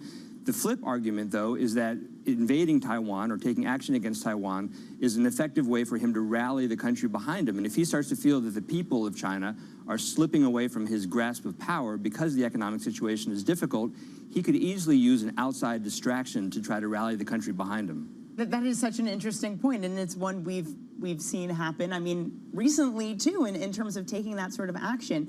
But does that make you concerned about America and the West's readiness to deal with a more aggressive China then, if that's sort of the attitude that Biden has at this moment? Well, I think part of the reason that Biden goes to these summits and travels around the world is to start laying the groundwork for how we and our allies would work together to counter an aggressive China in the South China Sea, and particularly in regards to Taiwan. So, you know, I think we're not there yet, and I think certainly there will be differences if that happens in how the Europeans react, how the Americans react, how the global South reacts. But I think part of Biden's purpose in these diplomatic trips is to start building the framework for a comprehensive way to combat China's aggression. And would you say that coming out of this, like, okay, Washington has definitely learned the language of the global South? Are you confident in that? I think we're getting there. I mean, certainly. I think that the Biden administration is taking a different approach to the global South than previous administrations have. It remains to be seen if it's effective. I mean, remember a year ago at the G7, they pledged $600 billion to help infrastructure in the global South. And yesterday or this weekend, another big pledge at the G20. You know, a lot of times these pledges are made and then sort of fizzle out. So we'll have to see what actually happens and if there's follow-up. I would love for you to comment on the approach to Ukraine, because on one hand, they did reach a consensus. On the other hand, it wasn't as strong of a language as Ukraine would have hoped for. What does this mean moving forward? Well, I think there would have been, I think, a very serious debate within the Biden administration and his national security team over, do we sort of boycott this language because we think it's not strong enough, and I'm sure they did not feel it was strong enough, or do we sort of lower our expectations a little bit and join with the rest of this global community, the G20, to put out a solid, unified statement? And I think the decision would have been made at the end of the day to meet these diplomatic needs going forward that we were just talking about, that it's more effective to be on side with all these other countries than to create a rift over the language of this declaration. What do you think it also means for the United States' approach to the Ukrainian defense moving forward, especially because if you look at what's happening in the U.S., there's their own potential for a government shutdown just really weeks from now? Well, exactly. I mean, the United States Congress is basically, you know, has to deal with government funding. I think we probably are looking at a shutdown in the coming weeks. But there's also this move that you allude to in Congress of reduced levels of support for the U.S. assistance to Ukraine. I think that level of assistance is still pretty solid, certainly in the Senate and certainly from the White House. But there's a growing group of representatives in the House of Representatives, probably about 100, who think that we have done enough for Ukraine and will push hard during these budget negotiations to cut off aid or to reduce aid to Ukraine. Our very big thanks to Lou Lukin of Signum Global Advisors. Remember, Lou is the former Deputy Chief of Mission at the U.S. Embassy in London. Now, coming up, some of the biggest multi-strategy hedge funds are faltering. We'll have more on that with Bloomberg's Hema Parmar up next. This is Bloomberg.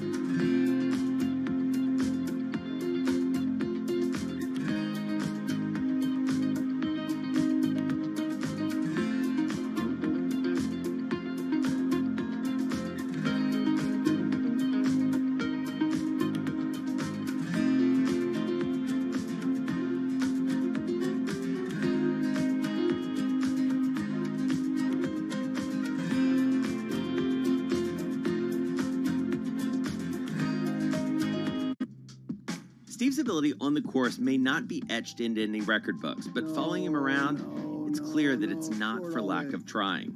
Jeez. We were constantly hustling behind him as he caught up with executives in the portfolio companies and reminisced with former and current players. He's a day trader. He taught himself, self-made day trader. Yes. And so he's on the bus after a game in New England, and he's day trading on the bus, and Bill Belichick sees him and cuts him on the spot. You know, in many ways, it's a convention, right, of the people that I don't see maybe once a year. And so it's kind of all come together. My firm, our charity, our fundraising efforts, and then the friends that are around. My dad and my brother, it all happens right there as a confluence of all these parts of my life that have found its common center.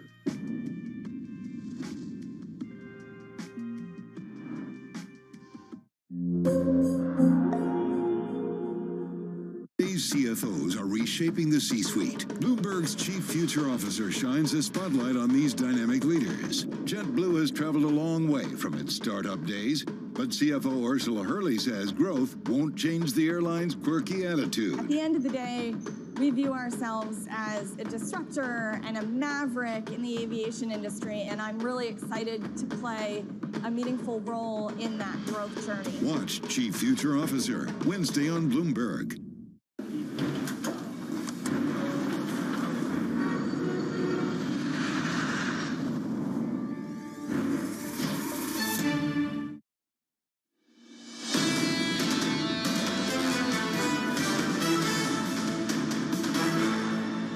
This is Bloomberg Surveillance Early Edition. I'm Danny Berger in London alongside Shonali Bastick in New York.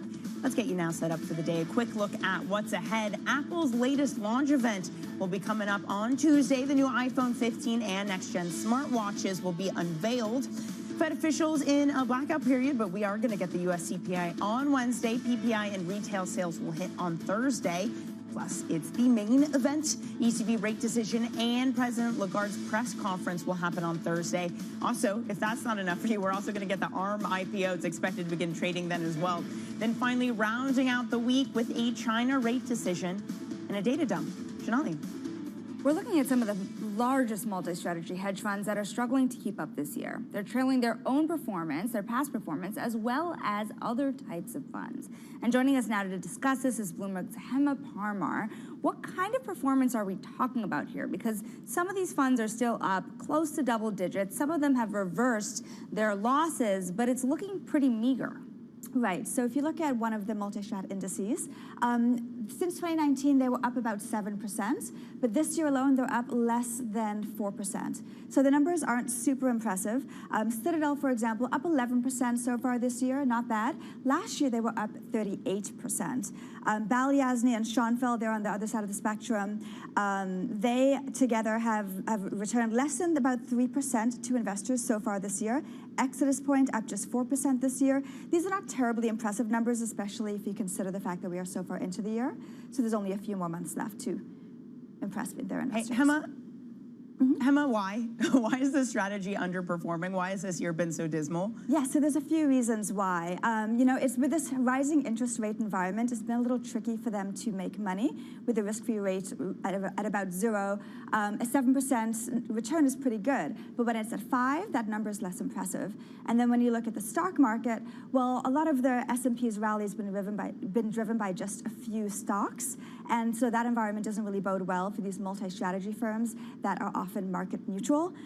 These are strategies that perform well in environments that have more volatility, that have market dispersion, and this hasn't been quite that environment for them. There's a lot of money that flooded into the strategy, but even more than money, there has been a lot of leverage that has been offered to help these strategies win these returns. What are the risks that investors are now pointing to as the returns are starting to come down? Yeah, so there's a few things that people are really thinking about, investors especially in these returns. One is the risk of crowded trades. A lot of these funds, they've become very big. They may invest in the same sorts of assets, and so the risk of crowded trades seems to be one that people are talking about. Also keep in mind, these are very expensive funds. And so hedge funds were charging pass-through fees of as much as 7% last year for these multi-strategy funds. That really eats into returns, especially when the numbers so far haven't been that impressive.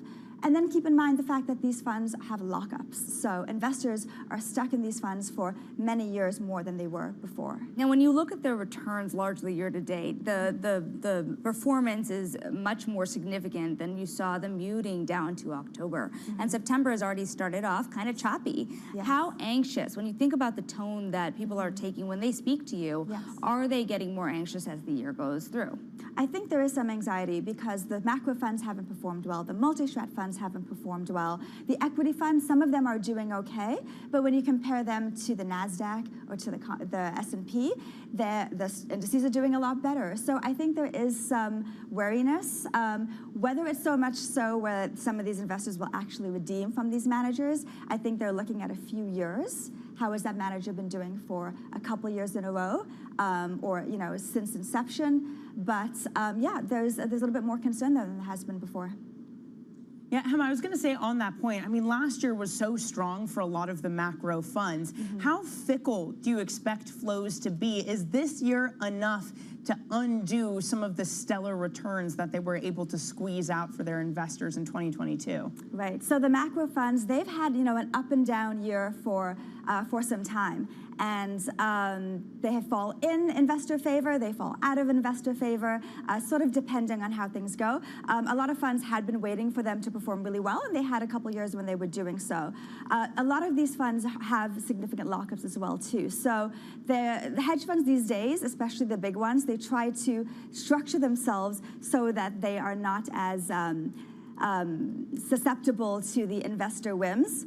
So if the strategy falls out of favor, if they're locked up for a few years, then I think the funds would think, well, okay, if we're better in a couple years, the investors can't leave, and then we can impress them again. So you're seeing a broader shift in the industry to locking up capital for as long as the fund possibly can, to be honest. Our thanks to Bloomberg's Hema Parmar. The amazing thing here, Danny, is that you are also looking at an S&P 500 that is down for the month as well. So even those long-only funds have some trouble ahead for them. Yeah, exactly. And I can't help but think about so many of the non-long only funds, but got so married to positions last year where you basically just shorted everything. Or even forget that, Shonali. So many of the themes we thought would be present this year, whether it would be a strong China, whether it would be the year of the bonds, all of those calls have been wrong. We've had to rethink a lot of consensus this year in 2023. We'll do a lot of rethinking this week, Danny. That does it for us today, though, for Early Edition. Surveillance is up next. We'll hear from European Economy Commissioner Paolo Gentilini, among others. This is Bloomberg.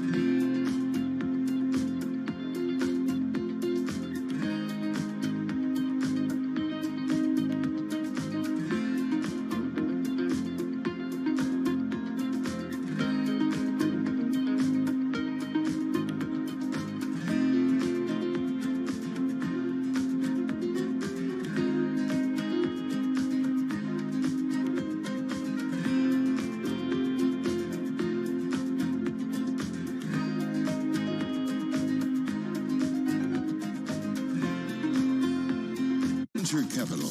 It's been volatile.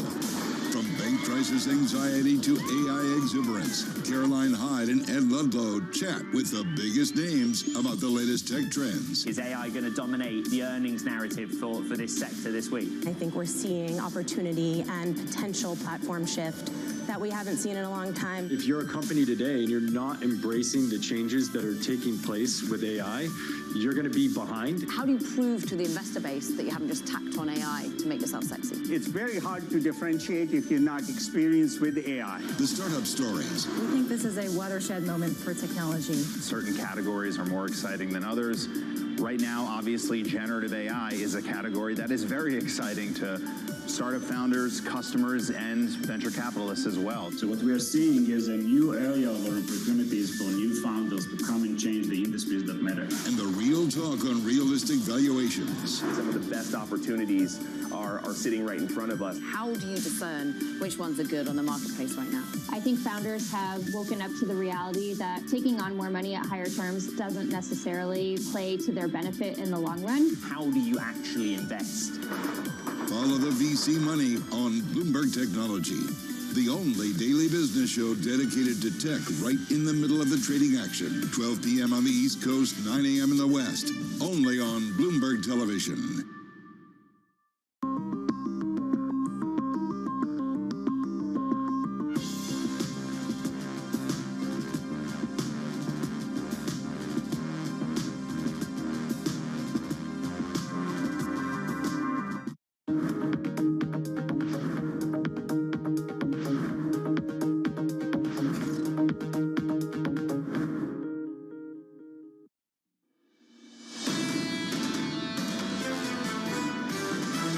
We think there's more downside risk here as we go through the next few months. When the yields move, they're going to move down and a lot. The question is not whether things are declining, it's whether they're declining fast enough. I think positioning has really changed, and you've seen that inflection in sentiment in the options market. The bottom line is the Fed wants to slow things down. Don't fight the Fed. This is Bloomberg Surveillance with Tom Keene, Jonathan Farrow, and Lisa Abramowitz. Good morning, Vietnam. Live from New York City this morning.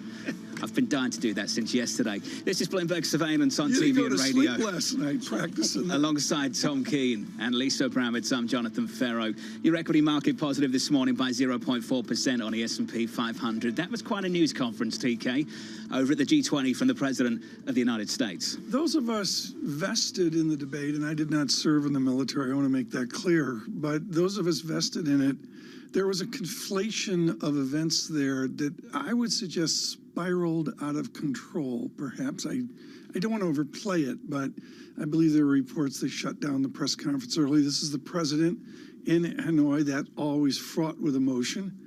And clumsy is the operative Monday word. Yeah, maybe clumsy is the right word. AMH is going to join us here in New York City, actually, a little bit later this morning. So looking forward to that conversation, Tom. Pushing ahead, we've got CPI on Wednesday, retail sales on Thursday. The Federal Reserve entered a quiet period over the weekend into their decision next Wednesday. Tom, we've said this a few times over the last week or so. Rate hikes on ice. Can that data Wednesday, Thursday change that story? You know, this can be able to change the story, but I think you've got to stagger to ECB. I'm sure we'll cover that under surveillance and through the program today. And the answer with the ECB is, and I'm going to state this boldly, never for Americans has a Lagarde press conference been more important. I think I can go out on a limb on that. ECB.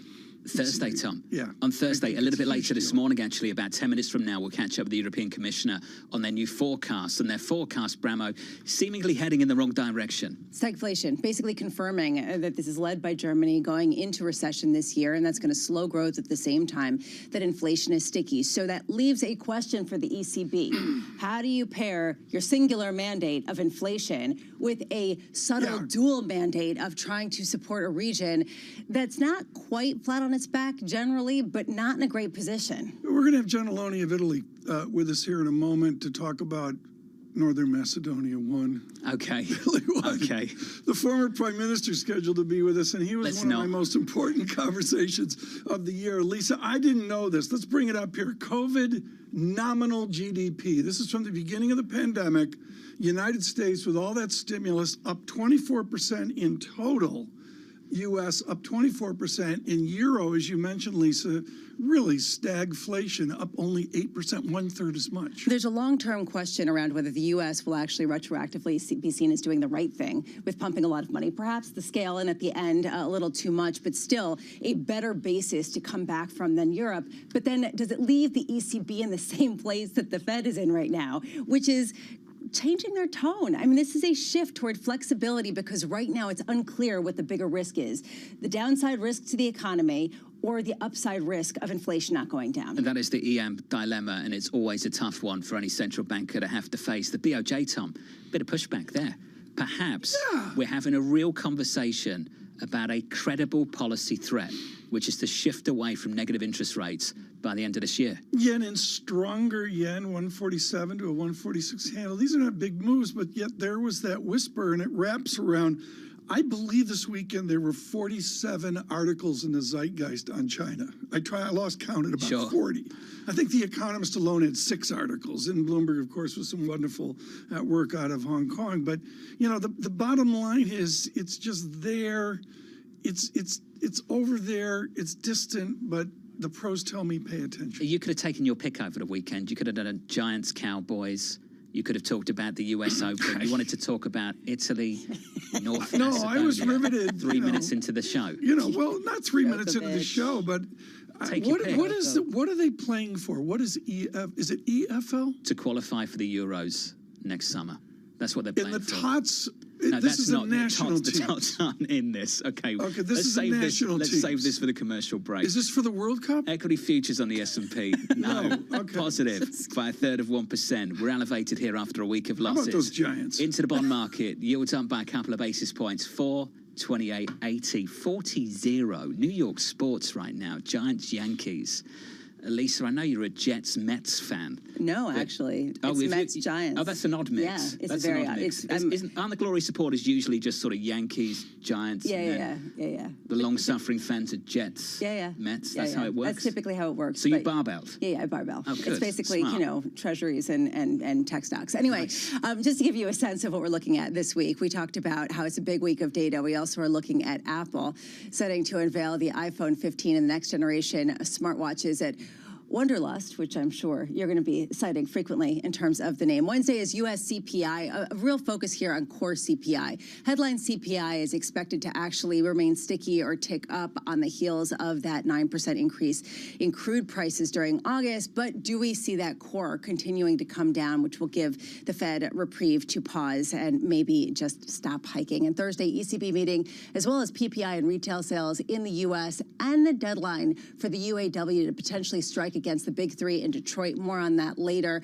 The ECB very much front and center, though, I would say. And Tom and John, it was what you were talking about earlier. These new projections from the European Commission setting up the dilemma that the ECB is going to have to face off with in just a couple days. And they've got to address that in the news conference a little bit later this week, led by ECB President Christine Lagarde. Joining us now is Marvin Lowe, Senior Global Macro Strategist over at State Street. Marvin, good morning to you, sir. It's wonderful to have you with us on the program to kick off the trading week. CPI a little bit later this week. We get retail sales as well. Marvin, once we get to Friday, what do you expect that data to look like?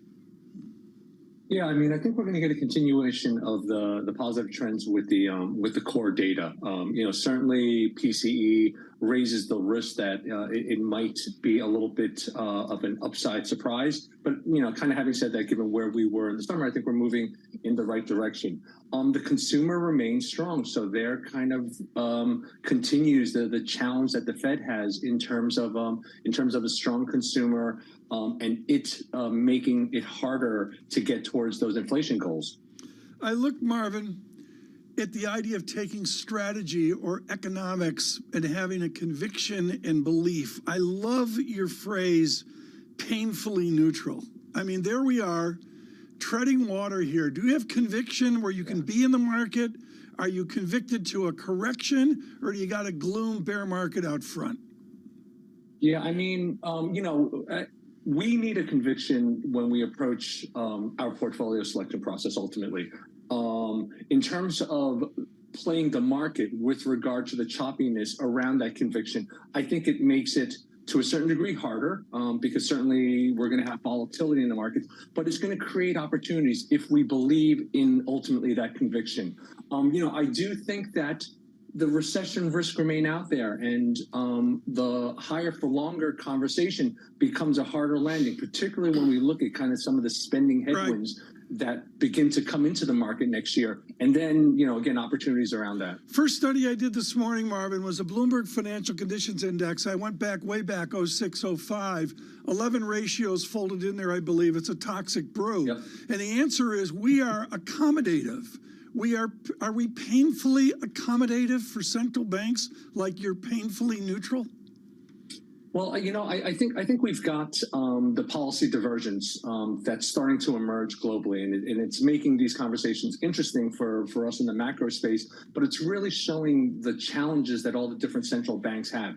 It's hard to say that the U.S. is incredibly restrictive, just given where the economy is performing, whereas you see that transmission mechanism making its way much more readily into the European economies and certainly the economies around the Antipodean. So, you do have kind of these divergences, which is really the challenge that we have going into the end of the year and thinking about policy going into next year. And then understanding also the interrelationship between some of these divergences. I think of the Bank of Japan over the weekend raising the possibility of understanding the need to abandon negative yields and even move away from yield curve control as soon as later this year. This is a new kind of time frame. Does that shift your understanding of where U.S. yields should be, given that, yeah, there is this divergence, but there's an interrelationship between these global markets?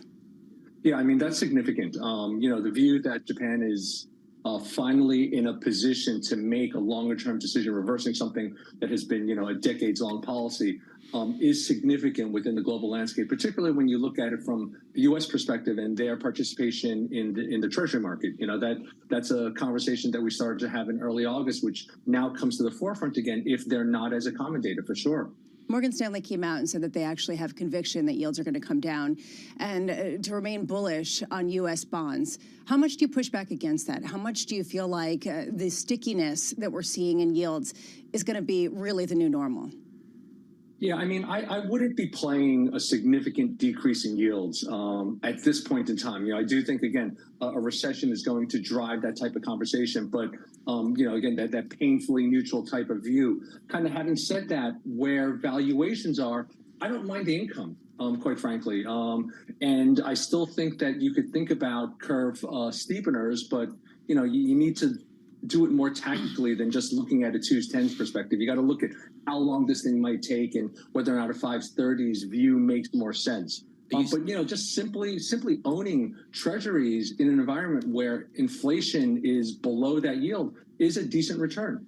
Are you saying pick up the front end, Marvin, or are you saying go out the long end? I like the belly more. I like the belly more. Okay, so the 5 to 7 year portion of the curve. Yeah. Does the same apply to credit? Because we had a lot of credit issuance last week, and the bulk of that was quite short-term stuff, Marvin. I just wonder what kind of signal you take away from that issuance. Yeah, I mean, it's opportunistic for sure. The fact that the liquidity is in the market is ultimately a concern. Corporations are taking advantage of that. I still think that credit is a challenge. If the short end becomes a risk, certainly high yield has a greater risk associated with that. Really kind of getting past the choppiness that might evolve over the next 2 to 3 years is something to be cognizant of. Marvin, thank you, sir, for the update from State Street. Marvin Lowe, thank you very much. The latest data from Bank of America, and thank you to the team here at Bloomberg for sharing this. The share of the high-grade corporate bond issuance with maturity of 10-plus years was just 10% in the last month to September 6th. Tom, the lowest since at least 2010. So the companies coming to market are issuing really short-term stuff. Yeah. The belief is that perhaps this is a signal that even the corporations themselves see rates coming in a little bit lower, perhaps in the future. I got a huge opinion on this, which is I'm not qualified. Brammo, weigh in here on the wheelhouse, the Brammo wheelhouse. Well, there are two ways to look at this. Number one, that this is where the demand is because people have more visibility in 5 years than they do in 10 years.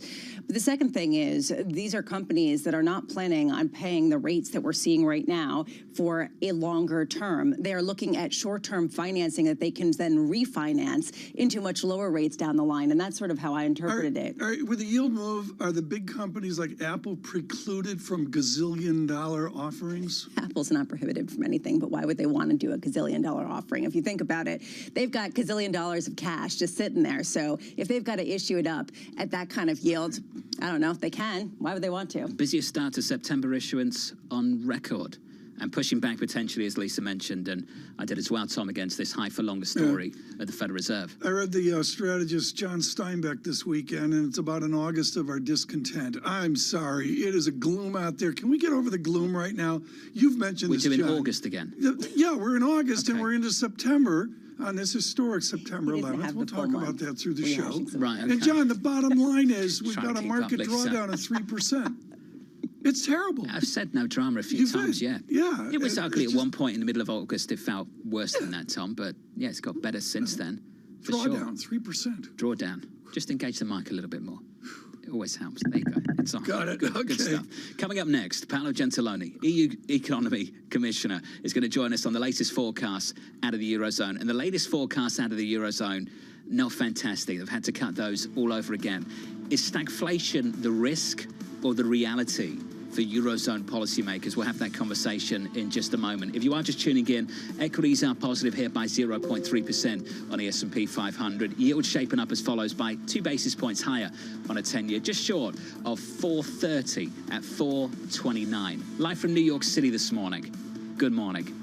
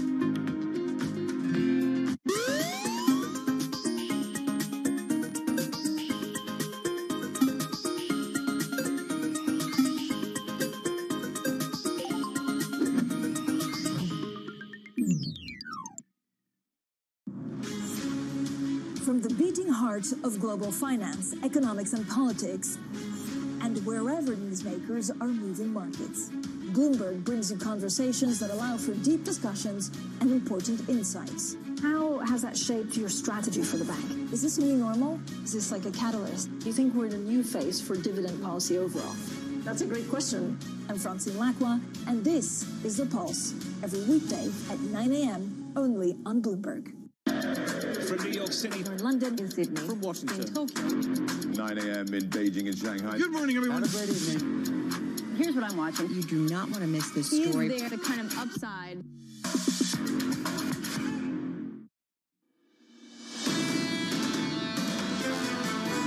If you're worried about stagflation, it's Europe and it's the UK where the threat is highest. And it's a really tough situation for the ECB. If the ECB wasn't a single mandate central bank, they probably wouldn't hike. I've put a 55% probability that they end up by hiking, but it's that close, John, as to whether they should hike again. It's a tough one, a tight call. We're right down the middle. That's the split in our survey here at Bloomberg. Ahead of the ECB on Thursday, that was Mohammed Al-Erin of Bloomberg Opinion, and of course, Queen's College, Cambridge as well. Looking over to Europe, not just for the ECB on Thursday, but also the latest forecast from the Commission. This is the outlook for growth in the 20-nation economy, the currency bloc. The outlook looks like this: 0.8% growth for 2023, compared with an earlier forecast for 1.1% growth. If you're looking out to next year, similar cut, 1.3% is the forecast for next year. The question, Tom, for me at least, given what's happening with China at the moment and the slowdown they're experiencing, are they vulnerable to downside surprises, even with that resetting of the bar, Tom, lower in the Eurozone? This is the global feel that we got from the IMF. And at that meeting in April, John, the three of us sat there stunned when Georgieva and her economists looked out at a 5-year combined global slowdown, not just about China. And we've seen some of that follow on in Germany and now in these EU markdowns today. Even back then, though, Tom, I don't think we fully understood, realized, appreciated the gravity of the slowdown in China off the back of the reopening. I agree. Oh, yeah. What was that, spring of this year? That wasn't really a feature, Lisa, of the overall conversation. Especially given the fact that Germany is going into contraction and they're arguably the most exposed to China and the reopening that was supposed to be incredible that we didn't really get. There are a couple of questions here. Number one, what does the ECB do with this? But number two, what does the European Commission do at a time where it's more expensive to borrow, more expensive to spend? There has to be some sort of policy shift in terms of where the mix of business is, where the generation of income for this block really is going to come from. Rock and a hard place, which is why we saw 106 on the euro against the dollar just last week. Right now, 107.28. Let's go through the price action and have a sneak peek of the rest of this week. We've got CPI on Wednesday. On Thursday, we've got retail sales. No Fed speak going into the decision next week. We're in the quiet period off the back of all the Fed speak you've got last week. So if you're not sure where the Fed stands after last week, I can't help you. I really can't help you. In the bond market, yields are higher by a couple of basis points, 4.2880 on a 10-year. Equities are higher by 1/3%. I want to finish on foreign exchange. I've already mentioned the euro. I want to talk about the yen. Dollar yen, it's a move of about 0.75%. We've come down on that currency pair, so yen strength to 146.74.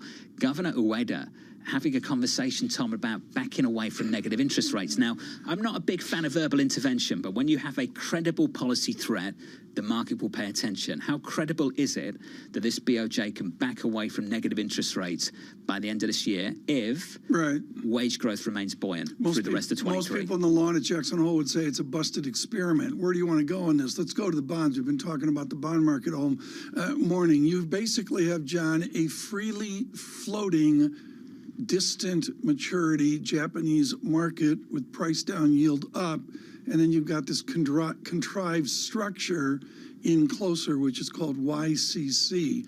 How does that break? When does that break? One thing we mentioned in Jackson Hole, Tom, just the differences between Japan, they've got their own problems, the US, we have our own problems, and Europe, Tom, the problem's there right now. I think Lisa did a great job of setting this up. The framework for thinking about Europe at the moment: upside risk to inflation, downside risk to growth.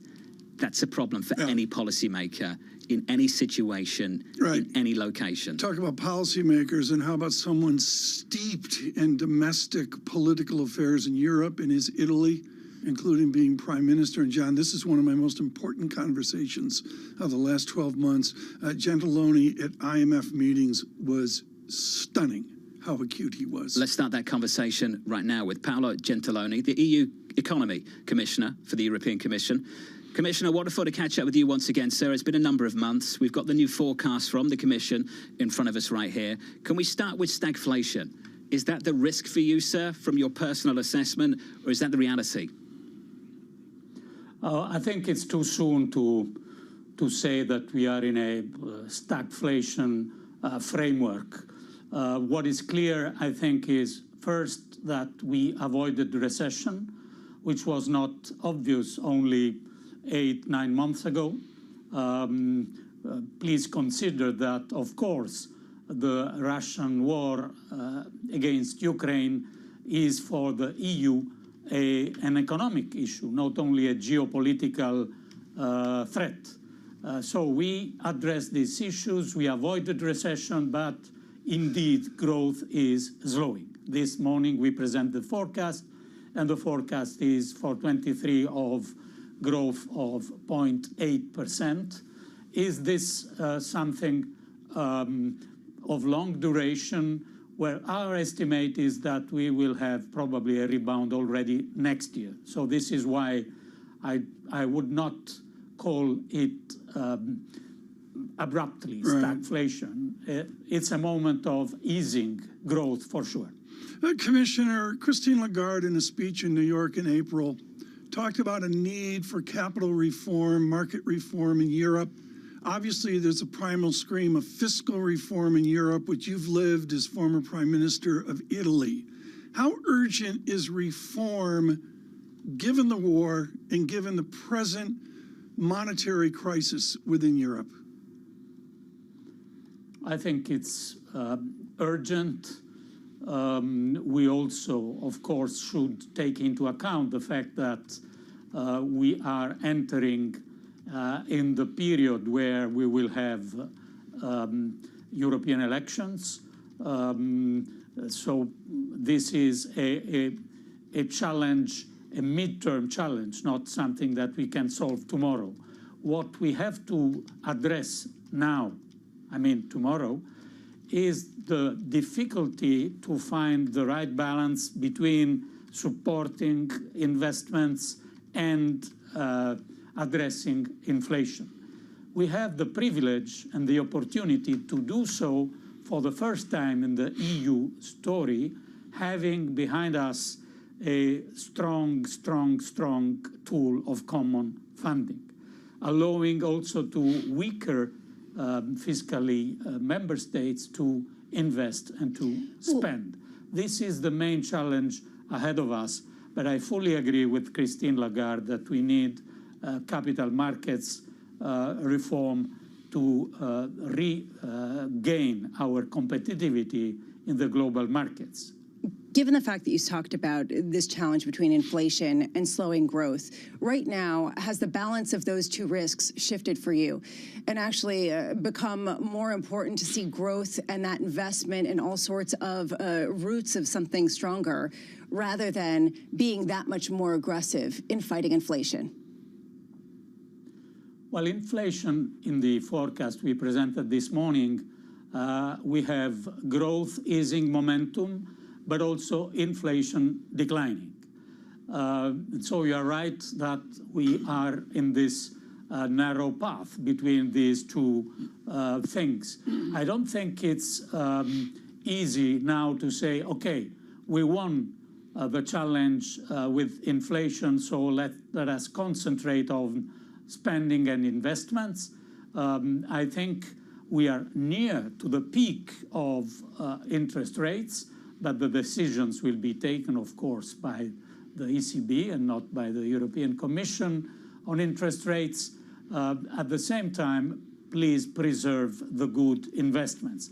Can we do this also in countries without deep financial pockets? Fortunately, yes, because we have these Euro bonds, this common funding. And this is the opportunity we shouldn't miss in the coming months. Does that mean you see more easing, potentially the ability to raise more money? Paolo, is that what you see further down the line, that you can come together and issue more debt? Oh, I see the existing programs that at least until 2026 will disburse to member states still more than 600 billion euros of common money. Commissioner, we have to leave it there.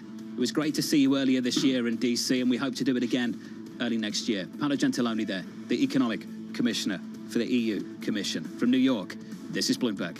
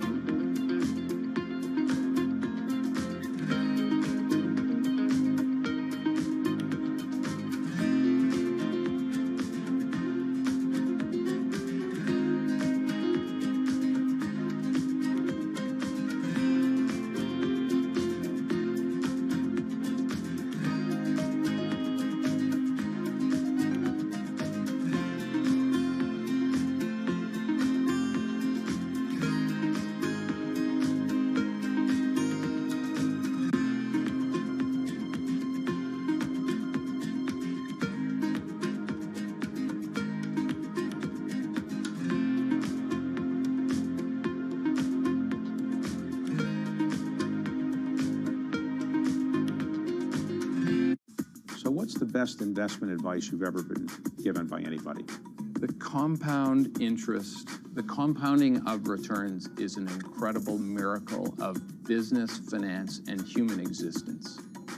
Everything you learn is additive every day, and if you keep at it and don't quit, it's an incredible miracle. And it's not just interest. It was always said about compound interest returns, compound business returns, compound human returns. They're all very additive because you learn every day. And if you keep at it, it's very, very helpful. In your observation of investors, what do you think is the biggest mistake that average investors make? Selling at the wrong time. And they sell when the prices go down? Yes. Or yes. Not keeping, look, people have conviction, or they invest for if they invest for the right reasons, just keep at it. From the world of politics to the world of business. Every weekday at 5 p.m. Eastern Time, hosts Anne-Marie Hordern and Joe Matthew alongside Kaylee Lines deliver news, insight, and analysis live from Bloomberg's Washington headquarters. Get the latest from and about politics' biggest power players at the end of every trading day. Balance of Power, every weekday at 5 p.m. Eastern Time, only on Bloomberg, your global business authority.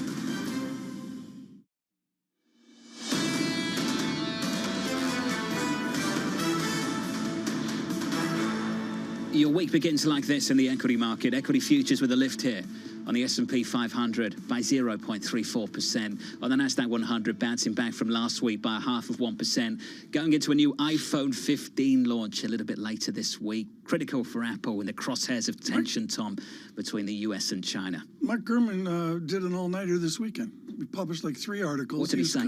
It's just definitive. He just lined up the ducks and the what-ifs and all that. And I guess, you know, he's like, he's a whisperer. He like his information. Has he whispered what the new 15 looks like relative to the 14? Yeah, they got a bunch of features that they're guessing on, and some of it's not guessing. I think the watch is just sort of like a tweak, and there's AirPods, and you know, there's AirPods. Like, you know, everybody's going to wear a black turtleneck. There will be AirPods. I'm pleased you're not leading the unveiling of this phone later this week. Going to be. I've never once watched the show. I've never once. Not once. Not once. Not once. I've never watched it in full. I've watched pieces of it. I think it's sort of silly, but you know, there it is. Where we are. People care. There's a new cable. Europe's demanding. It's a cable the dog chewed on 3 days ago. God bless Europe on this one, eh? Yeah. They've got to stop messing around with the chargers and the cables, and hopefully we're done with that now. Your equity market then positive. It's a bit of a tangent, I know, but welcome to the program. Your bond market looks like this: 2-year, 10-year, 30-year. 2-year just south of 5%, 4.99. Yields higher by a couple of basis points across the long end, up 2 basis points on a 10-year, 4.2880 on a 30-year, up 3 basis points to 4.37. Going into inflation data on Wednesday and retail sales on Thursday. And a finish in foreign exchange, the euro. Euro looks like this. It's not the time to think about a stagflation framework, according to the EU Commissioner, Paolo Gentiloni, just moments ago on this program. The euro positive, just slightly stronger against the dollar, 107.30. You really pushed against it. Big time. Yeah. Yeah. We're not stagging. We're not stagging. Okay. Sort of what he said. Under surveillance this morning, the dollar weakening against the yuan and the yen. China's economy showing signs of stability as credit and CPI improve. While in Japan, the BOJ, according to an interview with Governor Ueda to local media, Tom, considering ending its negative rate policy, there is a basic hurdle, which is wage growth. If wage growth remains sticky into year end, then maybe we can do something about negative rates. They're getting used to inflation over there. It's 3% inflation roughly, and that's a new feeling for the people of Japan. And I would suggest a lot of this is away from waving at mountains at Jackson Hole and much more about the millions of people in Japan going, wait, prices are going up? Yeah, this is a change. Whole new feeling to it. For multiple generations. Treasury Secretary Janet Yellen saying she's, quote, very confident the US can achieve a soft landing. Yellen making those comments on her way back from the G20 summit in New Delhi, India. The question I've got, Bramo, is this Janet Yellen the economist or Janet Yellen the politician? going into 2024. Increasingly difficult to say, especially because she has been really discussing the soft landing, and she is political. She's been acting politically. I would say this fact that she's saying this doesn't necessarily give a lot of people that much comfort. I think there is more unease with the soft landing narrative that was sort of the de facto understanding a couple of weeks ago, and suddenly more people are starting to push back. So her coming out and saying that probably will make all the money more people skeptical. The prospect of reacceleration and all that bad stuff, apparently. Let's finish on sport. The US Open coming to a close. Coco Gauff earning her first major title. Novak Djokovic winning his 24th. Djokovic 36, the oldest man to win the US Open.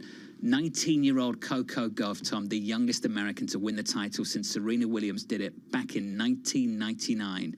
Age 17. With all the distractions, it was a glorious ending. I could hear the applause all through, the walk up and from Queens, over to Manhattan. No, the windows, people watching it, and there was cable TV issues in New York, but people watching it, and for hours and on end yesterday, Medvedev, put up a big fight, and There was a moment when Novak really wavered in the second set, but he quickly re-engaged and managed to find some energy from somewhere. Tom, you mentioned maybe the blackout on cable and Spectrum with ESPN. Has that been sorted for tonight? I don't. Bills Jets. No, Bills Jets. This is in New York. This is Charter, which has Spectrum, and a lot of people like me don't have it. Did you get the message basically saying, we know that there are some changes, so you get Fubo? Did you get that? That's from Spectrum, right? That's from Spectrum, Okay. where basically they're trying So to... you've still got cable? I got the same email. Have you still got cable? That's from the pandemic when we had to. of I got course, the stream Zenith it. with the rabbit ears. It's great. I You're still actually used to using have I can that. turn the aerial. I used to have one of those in my bedroom. There's yeah. a I used to have skyscraper one. next door, and I've got to get the rabbit ears straightened Had out. the same thing as a kid, yeah. Yeah, get the same Try thing. and watch the Champions League football on a Wednesday night. Bills Jets tonight. Play around. Yeah. Yeah, Larion's If at you the can watch 50-yard it. line. He's on a 50-yard line. I'm not sure if he's It's at like the Jets 4 game rows up. tonight. He's got to be. He's feeling better about this season, though. He was questioning the choice to go to Aaron Rodgers as quarterback, but he's committed to the success of the team. It's good to hear. Congratulations, Mohammed. We welcome all of you For engaging with around this the team. world, and particularly across this nation. Now, a discussion on the American economy and the reset into autumn. We do this with Greg Dacko, who's been very good, to say the least, in forecasting, chief economist at EY.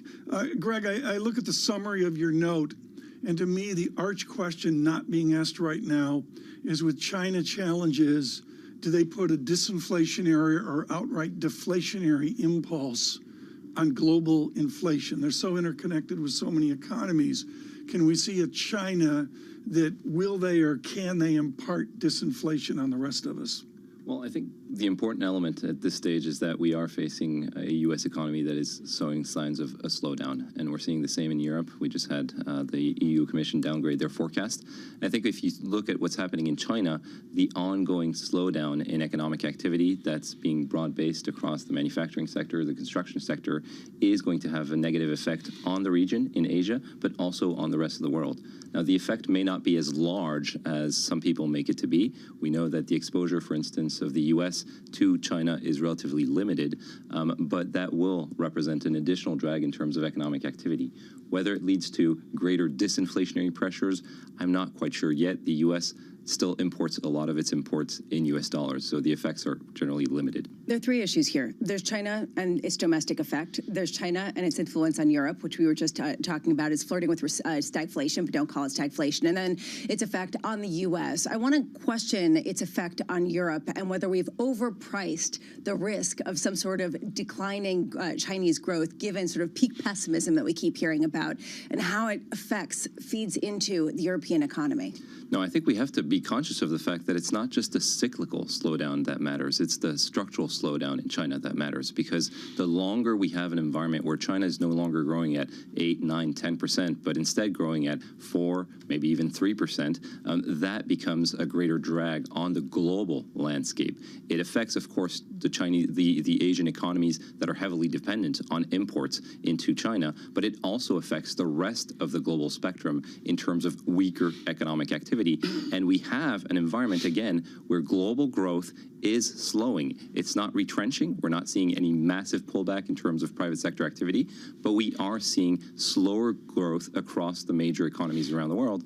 And China, that is not growing as fast, where authorities are being much more careful in terms of the amount of credit impulse they put into the economy, becomes a greater drag over the rest of the world. How does that assessment stack up with what's developing in the commodity market, with crude, with iron ore? Well, we are seeing this paradox where we have an environment where we're seeing oil prices on the rise, but we are seeing, again, this global growth environment that is slowing. And I think that brings us back to this issue of supply.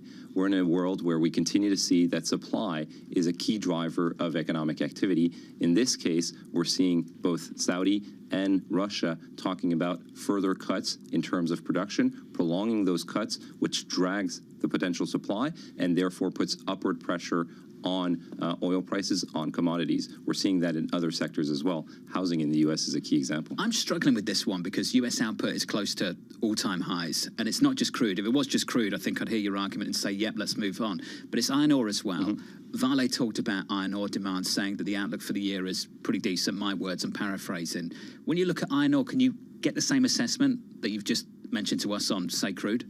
Well, it depends a lot on the demand for steel, the final demand for steel. So if you see the effects of stronger construction around the world that are still going strong, where you also have a supply shortfall, and you're seeing that pull because there is insufficient supply, that feeds into the demand and perhaps puts the upward pressure on the final demand, which feeds into the commodities prices. So this type of economy is a very difficult type of global economy to analyze. I think you have to be very careful with using the old playbook of it's just a demand story. You have to look at all the components from demand to supply.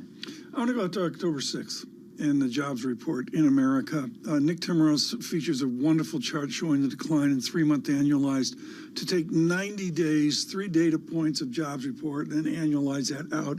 Jason Furman at Harvard talks us up, as well as Dr. Ilarian in an essay this morning. Is there a validity right now to 90-day annualized math showing this abrupt decline in job growth in America? Well, I think that's really the key feature. I think that's the key element that we have to be focused on in this business cycle. The key reason why we haven't seen a retrenchment in U.S. economic activity is because the labor market has remained robust so far. But it is cooling. We are seeing that job growth has moderated, 150,000 jobs per month over the last 3 months. We're seeing lower hours worked. We're seeing lower diffusion of job growth. The labor market is cooling. Okay, but the vector of 3-month annualized clearly shows we're going to get to what David Kelly at J.P. Morgan calls a negative jobs growth. I think is that sooner rather than later? At one point, we will see that. We have seen a pullback